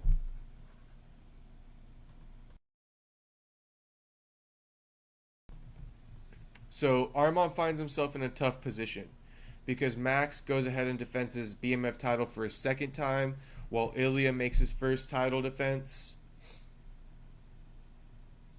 Max might step in there. My thing is, how many of these title defenses is Ilia going to do? Is he going to stick around for a Max Holloway? The thing about Max is he's not dead set on Ilia. He wants Ilia, but he wants that belt more than anything. So whoever has that belt, Max is going to go after. Whether that's a Paddy Pimblett, which would be a crazy fight. Whether that's a Justin Gaethje rematch at the time. The reason why I say that is because Ilia is more selective, right? Ilia is not the guy who's like, I'm going to fight anybody. But he's got 3 big fights on the horizon. He's got Paddy Pimblett, Justin Gaethje, Max Holloway. The order in which that goes, I don't know. I think Justin Gaethje and Arman really do need to fight each other. Justin Gaethje doesn't want that. Justin Gaethje doesn't want to fight Patty. I think Patty should get the shot. Justin's done a lot for the promotion, but it's not like that, bro. You cannot just get it off of one win like that when Patty's been streaking.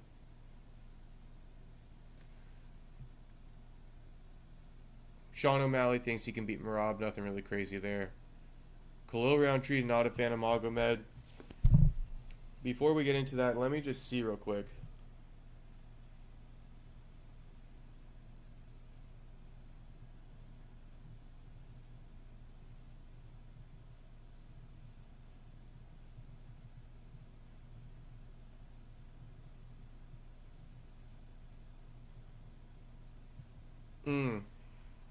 I was going to say the Aspinall Gone fight. The Aspinall Gone fight is interesting to me. Just because I see a lot of people saying, you know, obviously Gone doesn't deserve it. He got gifted the decision win over Volkov. Funny how Dana White goes ahead and says, oh, Volkov, you know, you won that fight immediately after, like outside the octagon. And then Dana goes to the post-fight press conference to add on that and says, hey, I think Volkov won, and what we usually do is we treat that guy like he won the fight. So we'll take care of him accordingly for that next fight. And then what happened? They didn't treat him accordingly, like he won. Obviously, you can't give a title shot off a loss. But just, you know, Dana always be speaking, bro, and it doesn't end up to be true at all. And it, like, annoys me. So you had to give it to Cyril Gane because he won, or else it would have been Volkov. But he lost on paper, so you can't just do that. So I think it's fine. I think, you know, Cyril Gane versus Tom Aspinall. If Tom destroys Gane, okay, all right. Good shit. That's like the only guy who's like of the elite of the heavyweights that he hasn't ran it with. Cyril Gane took Francis Ngannou 5 rounds, but Francis isn't as well-rounded as Tom Aspinall. So let's see. Who do I got? Khalil versus Yuri. Honestly, don't know. You know, Yuri's just got that crazy style, man. Yuri's on a mission where he's like looking probably through Khalil because he wants Pereira. He always wants that smoke with Pereira. He wants to be the best. If I were to go technicality on paper just right now, even I do know Yuri, you know, fixed his head movement in that last one. You know, Yuri's a beast, man.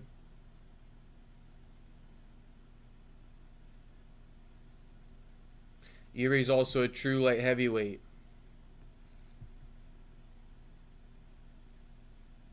I could almost go Yuri. Honestly, Hawk, that's so 50-50 because I was gonna say Khalil. I was honestly gonna say Khalil. And then while I'm trying to think about it, I just switched last second and said Yuri. But let's watch this right here, why Khalil hates on Live, and then, you know, it'll be a good night to the boys. Shout out to all the boys watching. Make sure to like the stream, boys. Can we do 5 likes before the stream is up? That would be fire. 5 likes is all I need.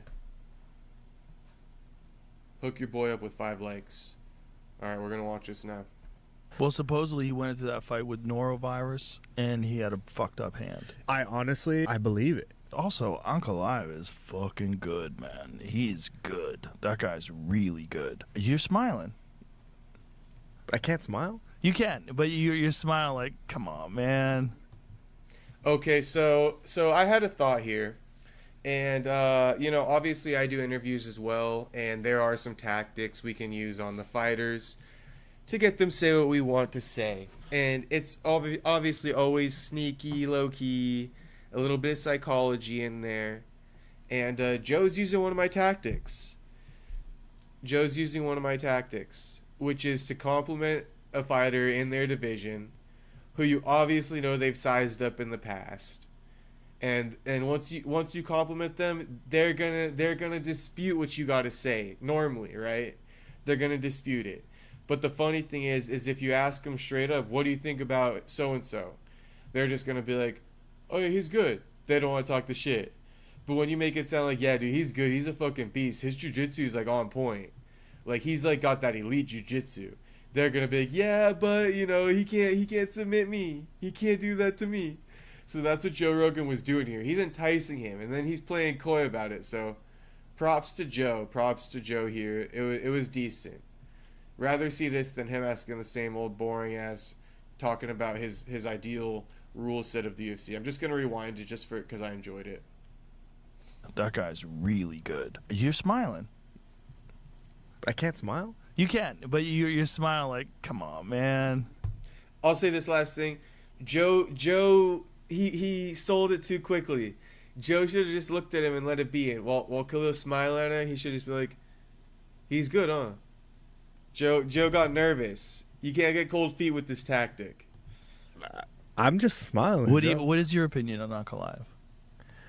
See what I mean? Then the truth comes out. What's your opinion on Uncle Live? Joe got cold feet there. That's funny to me. But also, I won't blame him because he usually relies more on genuine conversation. For me, my interview style, I go for both. Genuine conversation, but you gotta get them to say certain things. I don't have one. You don't have any opinion at all? Nah. I keep stopping it, but it's like, Joe ruined it, bro. What's your opinion? You just gotta sit there. You gotta sit there. Just wait for him to respond. It's like poker, bro. God, I wish I didn't say that, but it is. Free game. No, not one. No, because he's the champ. Okay. I get it. Yeah. Let's go back to Alex. Yeah. Norovirus. Are you just not a fan of his? I can say confidently, That was real for Joe right there. See, that's where Joe was able to pick up the pieces with his genuine conversation, because then he just got interested. am I a fan? Absolutely not. As a human or a fighter? Great question. Both. Okay. So have you had bad interactions with him as a human? He just talks shit, and I hate people that talk shit. Like, dude, I just don't like it. I don't like people who talk shit for no reason. Bro, the way Khalil said it, like, I don't like it, bro. I just don't like it. It's like, ooh, that shit irks him. You can tell. You can tell, like, the way his voice changed for a second. The word on the street with Khalil is that he's pulled up to gyms. When fighters talk shit to him, he's just straight pulled up to the gym and said, let's run it. And I'm 90% sure he might have done that with Sean Strickland. No one's talked about it, but I feel like that might have happened. He's pulled up to gyms and said, let's fucking run it. So with that whole talking shit thing, that's what Khalil does for talking shit.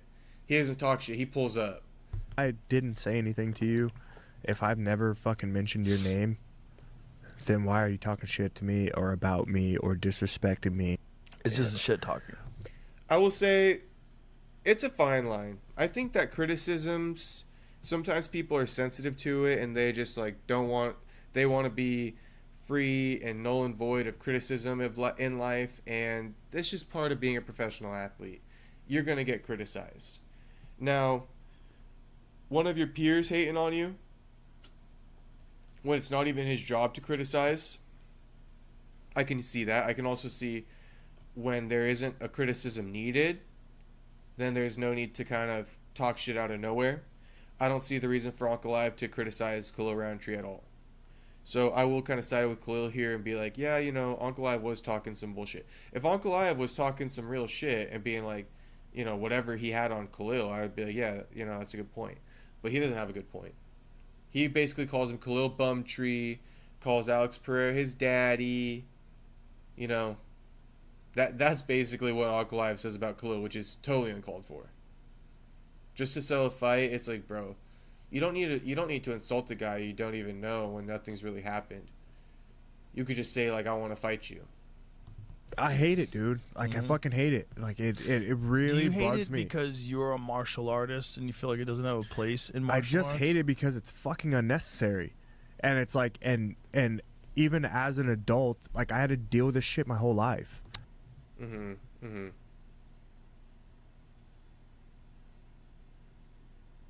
Poor Khalil, man. He was like a fat kid, for those of you guys that don't know. So he was super quiet, and I think he was He let a lot of bullying slide for a long time, so it's a little bit of trauma that comes back when it happens. But you can tell it pisses him the fuck off.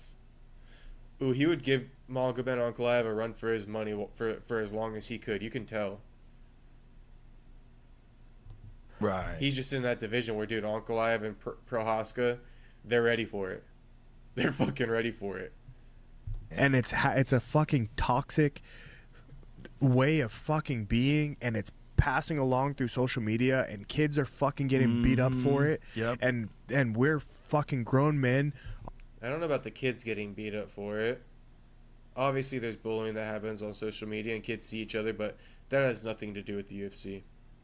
On a large platform where people are looking up to us for many different things, and they envision us as these fucking gladiators, and this is what you're choosing to do as we have a responsibility. I feel like to that point, I will say this. I wish that sometimes the fighters would pay less attention to the talking, to the making the videos, Corey Sandhagen to some degree, and just worry about posting training footage, bro. If you are elite at training, people want to see it, man. It's like a guy in the gym that could bench 3 plates. It's like Floyd Mayweather when he was on the heavy bag, or like when he was working the speed bag. Like, if you can do it better than others, we're just sitting there watching it. Mesmerized by that shit. Shadow boxing, if it's good, if you got a good jump rope routine, show that shit. It doesn't always have to be, like a promotion type thing. Like, your skills can pay the bills all fucking day. So it is a little bit unnecessary at times. Like, that whole shit talking thing, it's not the end all be all. It's good if you got a mouth. It's good if you can sell shit. It's good if it's organic. But also, dude, you don't gotta like get on camera to sell your fights all the time and act. As an athlete, as champion. Because my point is that kids look up to fighters, not for like the shit talking necessarily. A lot of the kids or fighters looking to get into the sport look up to them for the training, for the athleticism, for the motivation. So Khalil does have a point there. Number fucking 1, as champion, you have a responsibility. You have a belt around your waist and all these eyes and microphone, and that's what you're going to choose to say is talk shit and degrade my name, and I'm not even above you. I'm not even challenging you for a fight, and you want to mention me, and like that to me is just like, dude, spend your time wisely. So that it's, in a way, it's motivation for me, because I'm like, I just won't do that. Like, I think that there's so many different things that can be done when you have that belt. Like, that belt is an honor. You like to have that. There's a responsibility that comes with that. There's things that you can do with that. Like, it's not just about you. Realize the responsibility that you have when you carry that title. And so there's just, I'm getting passionate about it because there's just, I want to say so many things, but I'm not going to. I know what you're saying. I feel you. So Joe got to the bottom of it there. Khalil kept his cool, didn't say much. The last thing I'll kind of say about it is he's somewhat right, Like I said before, the trash talking is good, but it's not the end-all be-all. Fighters look up to it when there's a big beef, looking into a fight. For example, Patty and Ilia. Kids are going to get more drawn to it because there's beef. For example, McGregor versus Khabib. But also, it really does come down to people are also going to be tuning into your training footage. And I think that's a lost art of today that I'm trying to bring back. Hopefully some fighters will recognize it, but like the trash talking gets people to look, right? It attracts you to your page. But then when they get there, they kind of are looking like, is he good? Is he not good? It's not like, oh, does he have other videos with 1 million views? It's not that.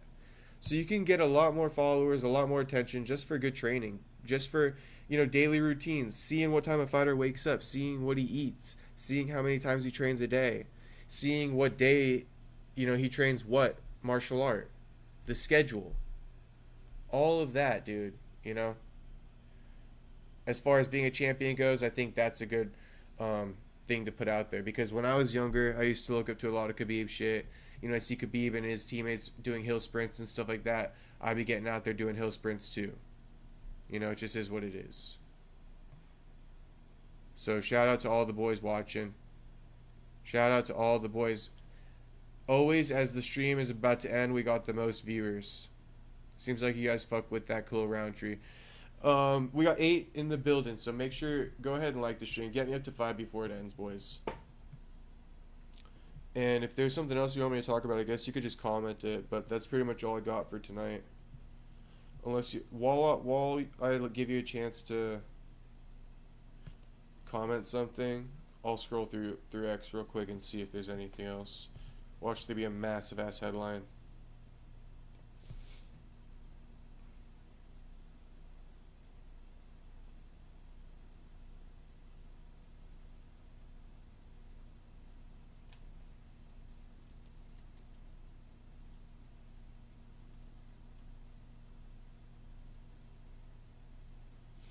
Peter Yan just made weight.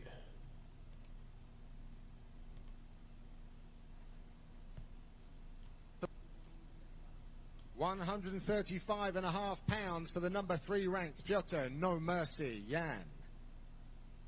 Where's the screen, Brody? Oh no, we can't show that. I gotta be careful.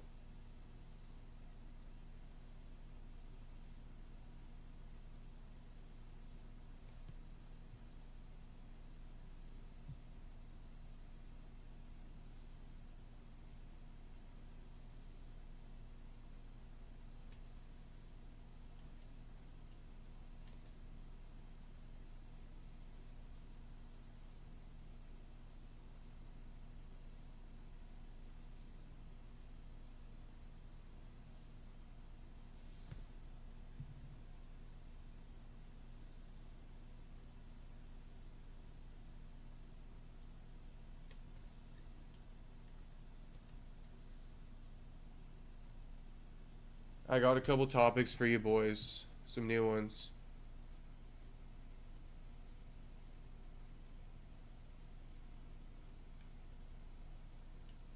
Hey, Bryce Mitchell made weight. Hey, Bryce Mitchell. Thank you.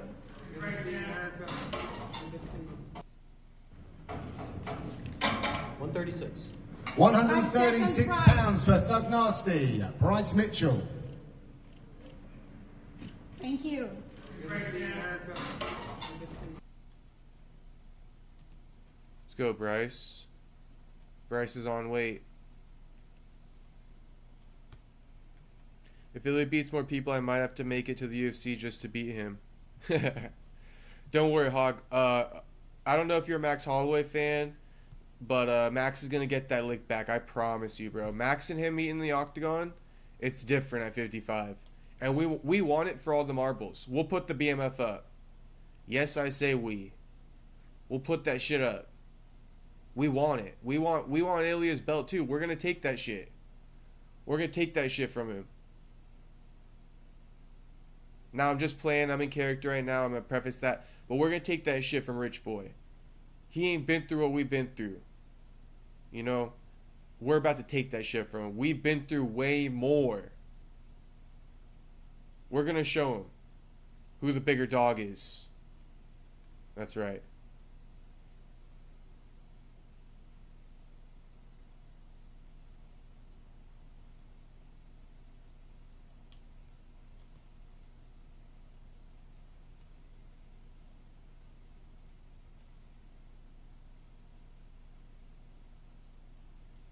I can't believe Bryce Mitchell's like 135 now.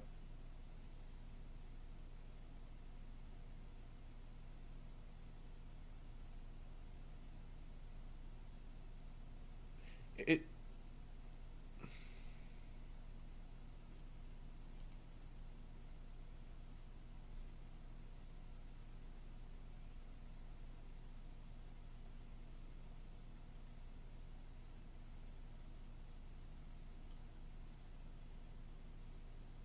Whitaker and DeRitter made weight. I'll show you. 100% Hawk. 100%. We're ready. Different fight. We were beating Ilia. We were on our way to beating Ilia at 145 before we got caught. We got caught. We cut a lot of weight the day before. We couldn't recover. No excuses. No excuses. I'm making the excuses for Max, but we're ready to run it. We are ready to fucking run it. We could run it anytime. And I'm not even playing with that. We could run it any time. And of course I'm speaking for Max. Any time. These guys are looking good. DeRitter always wears the sunglasses, which makes me think that he, you know, gets pretty sucked out. Whitaker looks a little bit sucked out too.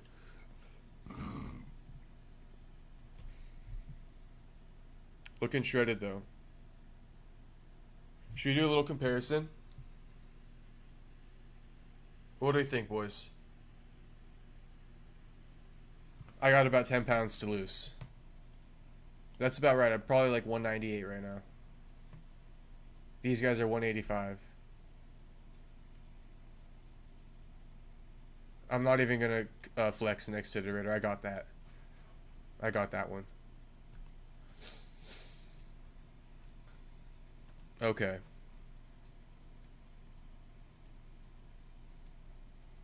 I mean, I could save some of these bookmarks for, you know, the next stream. Shout out to Hawk. Shout out to Hawk. I'm trying to get like my boy Robert Whitaker. Alright, we got enough of you in here. I'm going to do it. I'm going to do more topics. We got enough of you in here.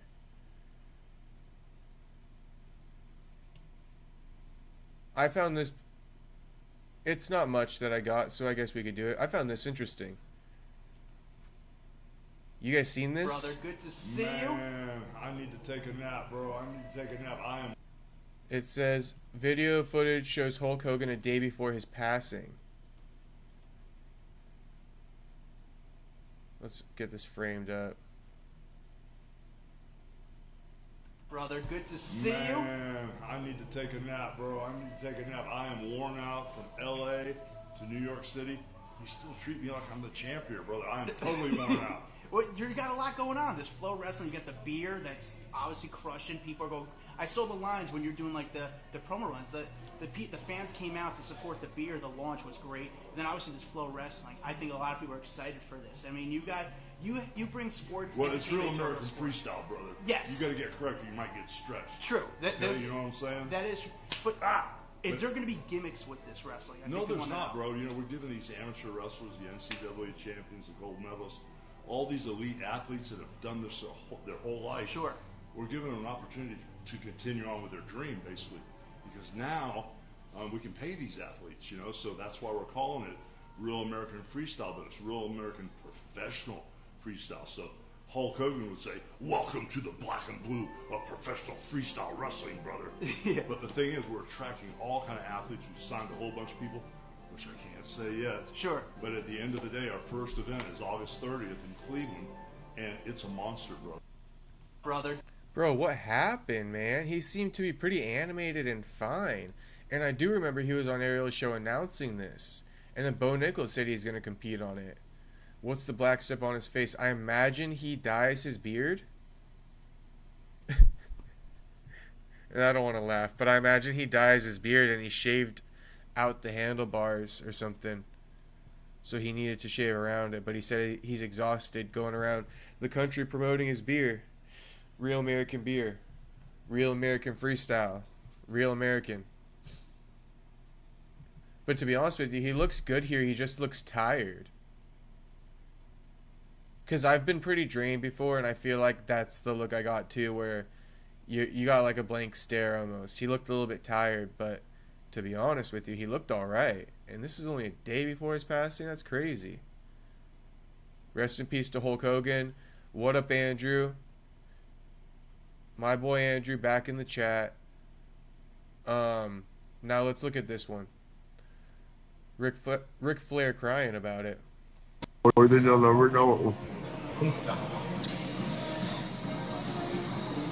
People always wanted to paint us as enemies, but we were actually very, very close friends. And we kept it up with each other on a regular basis. So I just talked to Jimmy Hart yesterday, and he was fine. To have this happen is just horrible. How did you get the news? I'm so sorry, Rick. I am so sorry. Oh, I've gotten it from everybody. My phone won't stop. We had magic. I mean, it wasn't like me and Steamboat, but we had more than you'll ever know. Dang. Apparently the paramedics got called to his house for a cardiac arrest. I believe that's when your heart stops, right? I could Google what a cardiac arrest is real quick so we can be sure. But yeah, also there was reports that he was dealing with he had a neck surgery and he was in a coma. But then his wife denied the reports. There's this claim that this video was out yesterday. I gotta see what Hulk Hogan's real name is. Yeah, cardiac arrest is a condition in which the heart suddenly and unexpectedly stops beating.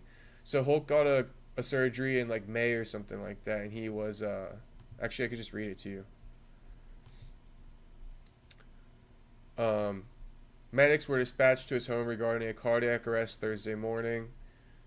He was carried out of his home in a stretcher into an ambulance. His passing comes a few weeks after his wife denied rumors that he was in a coma after reports began circulating that he was on his deathbed after undergoing a neck procedure in May. So Hogan underwent a neck procedure in May. There were reports of him being in a coma. It seems like he got out of it because the day before he seemed all right. What is Hulk Hogan's real name? Because Ric Flair said Jimmy Hart.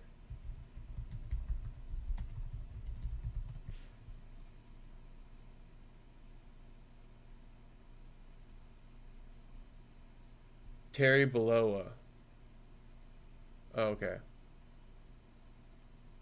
Yeah, that's not his real name. Jimmy Hart. All right.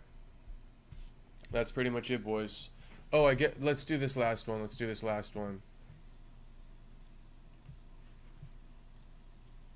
Yeah, middleweight. Even speaking of which, I've called this dude out. I mean, have I called him out? Yeah. Yeah. But now he wants to fight Bilal. Yeah, middleweight for. Why? I mean, that's what has he said no to that? Never said anything, but again, I mean, it's easy money. Come on, you beat me once. Do it again. It's easy money. It'll be fine. Look, if you beat me, we shoot a fair one. That's it. But this one, I just want to make sure I did this right. So I just want to do this one time, just one more time. Just like, okay, you beat me, cool. If he wants to do a third one, yeah, we'll see.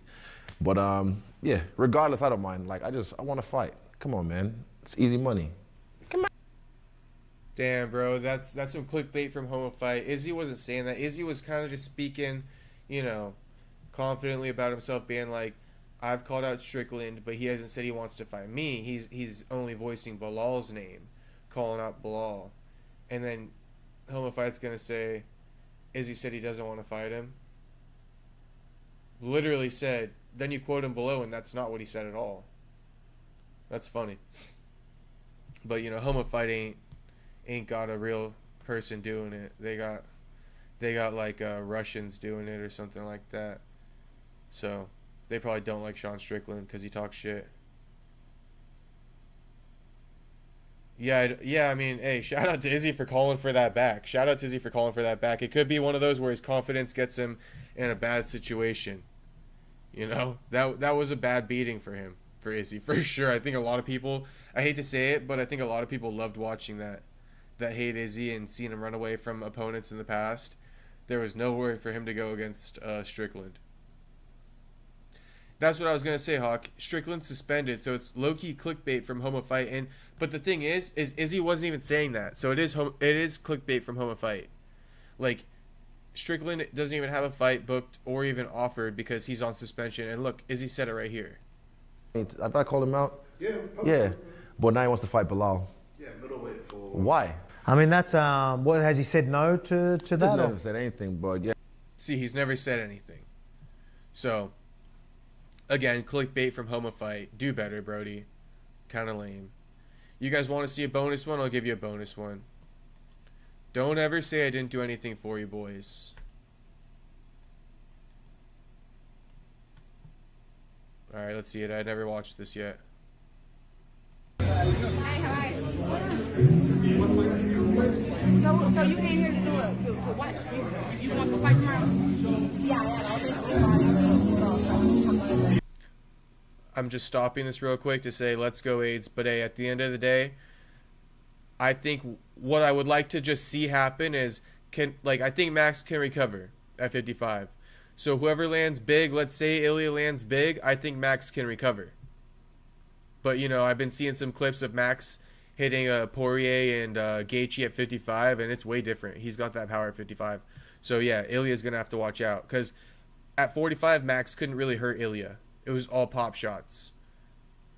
Back to the clip. So your fight got canceled. So you supposed to be her, and you still gonna call here to watch me fight. You gonna fight me next? Oh, yeah, I can fight you next fight. I love to fight you. I love to shake it around.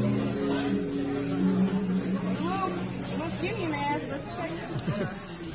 I saw when you were talking to Crawford about, how you can beat me up and stuff. I don't think you can. But I'm happy that you're here, and I put big bitches like you on their back. I want to tell you that to your face so you know. I'm not going to be played with. So while you came to my media workout, you lucky I'm not in a bad mood. But I'm going to save it for the fight. And if you is next, you're going to be in bad trouble. Got that you be on my arm. You be on your back. I ain't say your ass, your back. I want you to go there. We'll see. Got you. Make sure you watch Gracious tomorrow. I will. Got you. All right. Yeah, see that?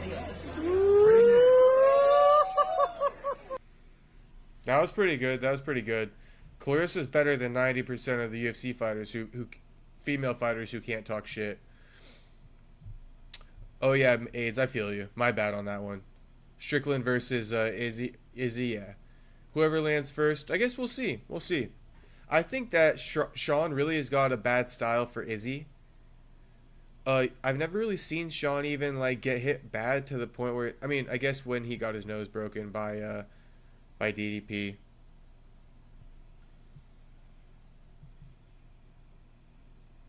That's right. We were winning the fight before we got caught.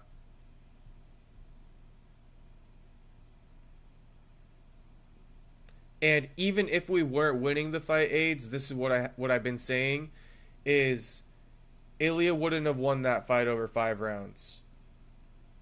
We would have won that 4th round, and we would have won that 5th round. And I think we already had banked 1 to 2 rounds in the first 3. The first round was tough with that takedown, but the second and third, you could arguably give it to Max. Merab hates Russia. Another bonus clip for the boys. They're our neighbors. War is just always bad, and Russia is just big, big, and they're our neighbors, but they just being bullied, they just being bullied. Russian people come into our country, we treat them good and hospitality. We people, we don't have no problem with people, but we have a problem with the politic and the politicians and the bad people who don't respect our country. And for us, every time, because of the Russia has occupied our territory, for us, every time Russia versus Georgia, it's a more than a sport. This is we it's either, and especially in if I lose the soccer game, if you lose soccer game, it's a game, but it's a fight, and especially Peter Yan, he's like a bully, yes, 100%. Yeah. The Russians, I'm not going to speak too much on their ethnicity, but Merab's saying that they're bully. So it seems like, bully, they feel like they're, the top dog to the Germans. Or not the Germans, the Georgians. But this is a similar beef to US and Russia, So basically I think a lot of people assume because they're Georgian and Russian people, I don't know, maybe uneducated people might think that they're cool because they're neighbors. But yeah, they're definitely not friends. I'm pretty sure there's been oppression. I'm not the best history buff out there, but I'm pretty sure Georgia was, may or not have been oppressed. What up, Soda Pop? Soda Pop, it's got to be 3:30 a.m. over there. My boy Soda Pop. I was wondering if you're going to pop in today. We're almost at the end, though. These are just the last topics of the night. But this might have been a pretty fire stream. I'm almost at 2 hours so far. Also, the Max versus Ilia. I saw one of Aid's comments I wanted to respond to. which was that, oh yeah, Ilia was, you know, throwing big, and he landed big, and he got that kill shot at the end of the day. But like I was saying too, Ilia was missing big. You know, that fight over 5 rounds is a different story.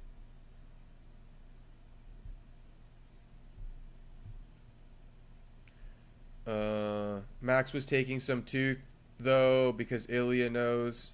Because we know Ilia goes for power before the damage. Do you think Merab should go up and fight Volk? Bro, I think Merab should go down and fight Pantoja. Or no. I think Pantoja should go up and fight Merab. That's some good shit, bro. I got respect for Pantoja. Me saying that is like because I believe Pantoja can actually take on Merab. And Merab's got not much competition. I mean, he's fighting Corey Sandhagen. I know Corey just came out with the video responding to the trolls, but I'm one of those trolls, Corey. I'm one of those trolls, man. I'm one of those trolls, man. We just saw you lose to Umar. Pantoja needs to come up.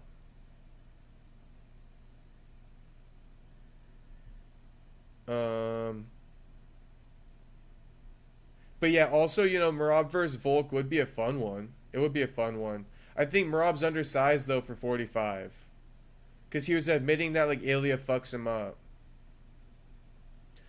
I'm more with AIDS. I think Merab stay at 35 and Pantoja come up, dude. I'm telling you. Def loses to Volk. I think he loses to a guy like Volk.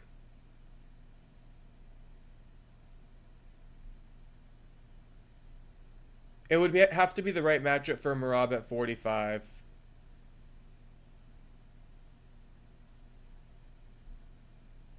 Soda Pop fucking working at 3:30 a.m. You gotta respect it. Up tinkering. If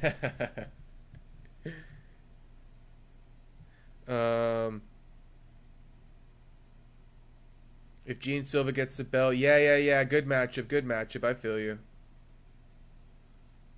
Damn, AIDS. That's crazy for me to consider that Merab or Corey beating Merab. Corey versus Pantoja, you know, Pantoja might take that. But Corey is tall, so like a Pantoja just might be a tough matchup.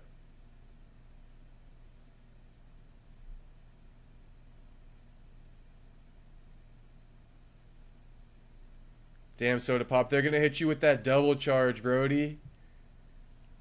Soda Pop, they're gonna hit you with that double charge. You're out here making sure that doesn't happen. Let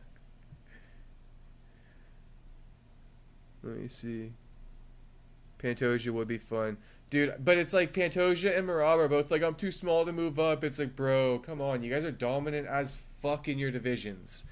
You got 4 title defenses going on your 4th, and you're both being like, I'm too small. That's like, this is like the modern day, like, this is the closest thing we got to like GSP Silva right now. The dominant champions. Hey, who on here's got a VPN though? I don't have a VPN, and I'm gonna be honest, I feel like my information is compromised at times. I need a VPN. They can't find me. They can't know where I'm located.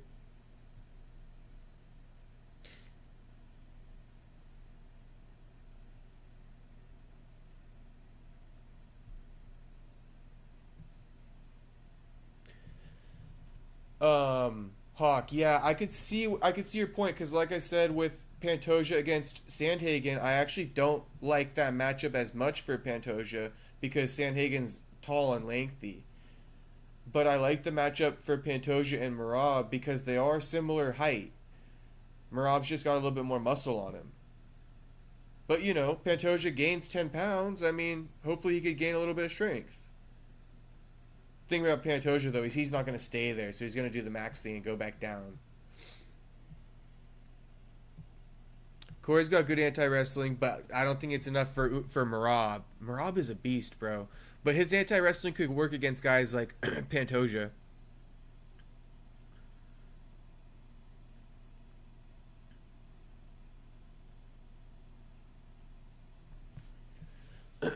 Corey and Umar. Yeah, yeah. I got to rewatch that one before I give a take. I'll have to just leave that one up to you.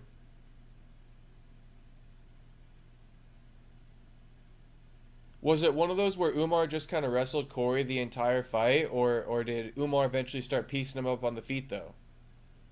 Like after the wrestling tired out Corey.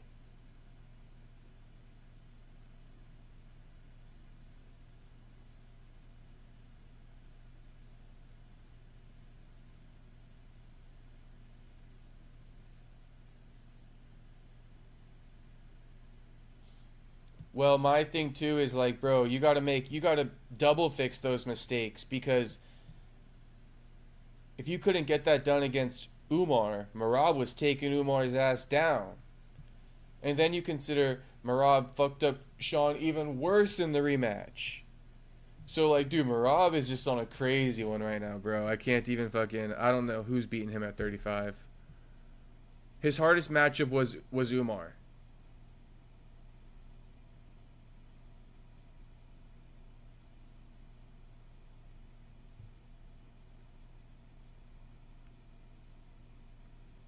Umar won because he had stroke. Okay, yeah, Umar won because he had stroke. Yeah. I think Merab's stamina is going to beat him because he can risk constantly shooting takedowns. Yeah, yeah. I'd put the house on Merab. I'd love to see the odds. They got to be out, right? The odds for Merab Corey got to be out. Boys, I'm going to be here all fucking night. Let me see here.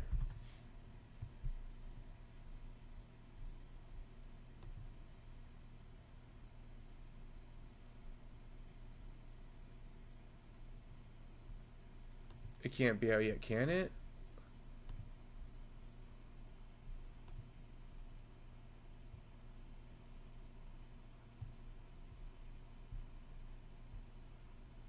Merab minus 390. So $40 to win 10, or $400 to win 100. 4-to-1 odds. Bro, shout out to Marcus McGee. I can't wait for that fight this weekend. You know, Marcus has the ability, if he hurts Peter Yan early and has Peter in a deficit, you know, from the get-go, it's Marcus's fight. Marcus got to come in there, be patient, be like what's his name? Be like Pitbull against Dan Ige. Be conservative with your shots, and boom, when you throw, A, you gotta land, and B, you gotta make that shit count. Even like Vinicius. You get that respect early. I'm actually very excited for McGee versus Merab. A lot of people disrespecting McGee right now. I see it in the comments. Calling him old. Calling him a character from a video game that I'm not familiar with. Just get ready, boys. Yeah, minus 390 for Merab. I forgot what I was just talking about though before that.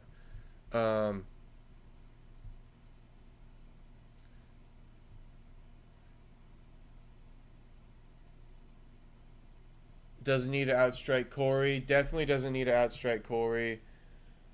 But honestly, Merab's got that weird style where he always outstrikes everybody. You know? Like Merab outstruck O'Malley on numbers probably.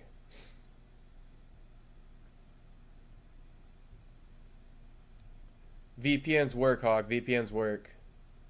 They're just fucking, you gotta pay like for the annual subscription. It's like $50. Let's see.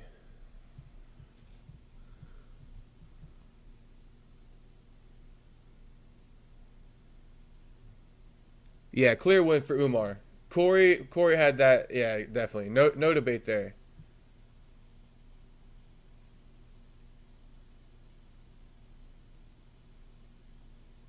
Yeah, I hear you. You got to mix it all in, you know? And you got to go back and forth like seamlessly at any time.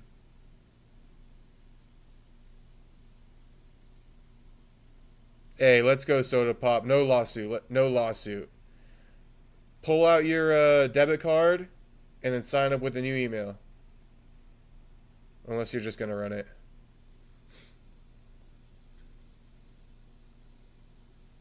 Kai versus Kai. I want to see Kai Kara France versus Manel Kape. Why don't we get that fight? Why isn't anybody demanding for it? Manel Kape versus Kai Kara. There is beef there. They need to fucking run it, bro. On the streets.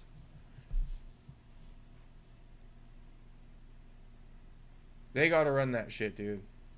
For pride, bro. That's a street beef right there. Alright, boys. I think that is it for the night. It's late here. It's 12:30. Shout out to all the boys watching, though. Let's see who we got in here right now.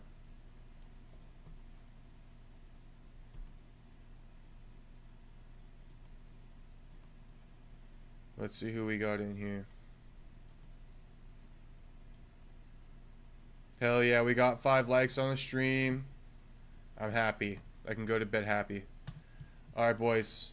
I will see you on Saturday for the fights. We got a lot of good fights this weekend. And then, of course, every Wednesday. So, peace out, boys.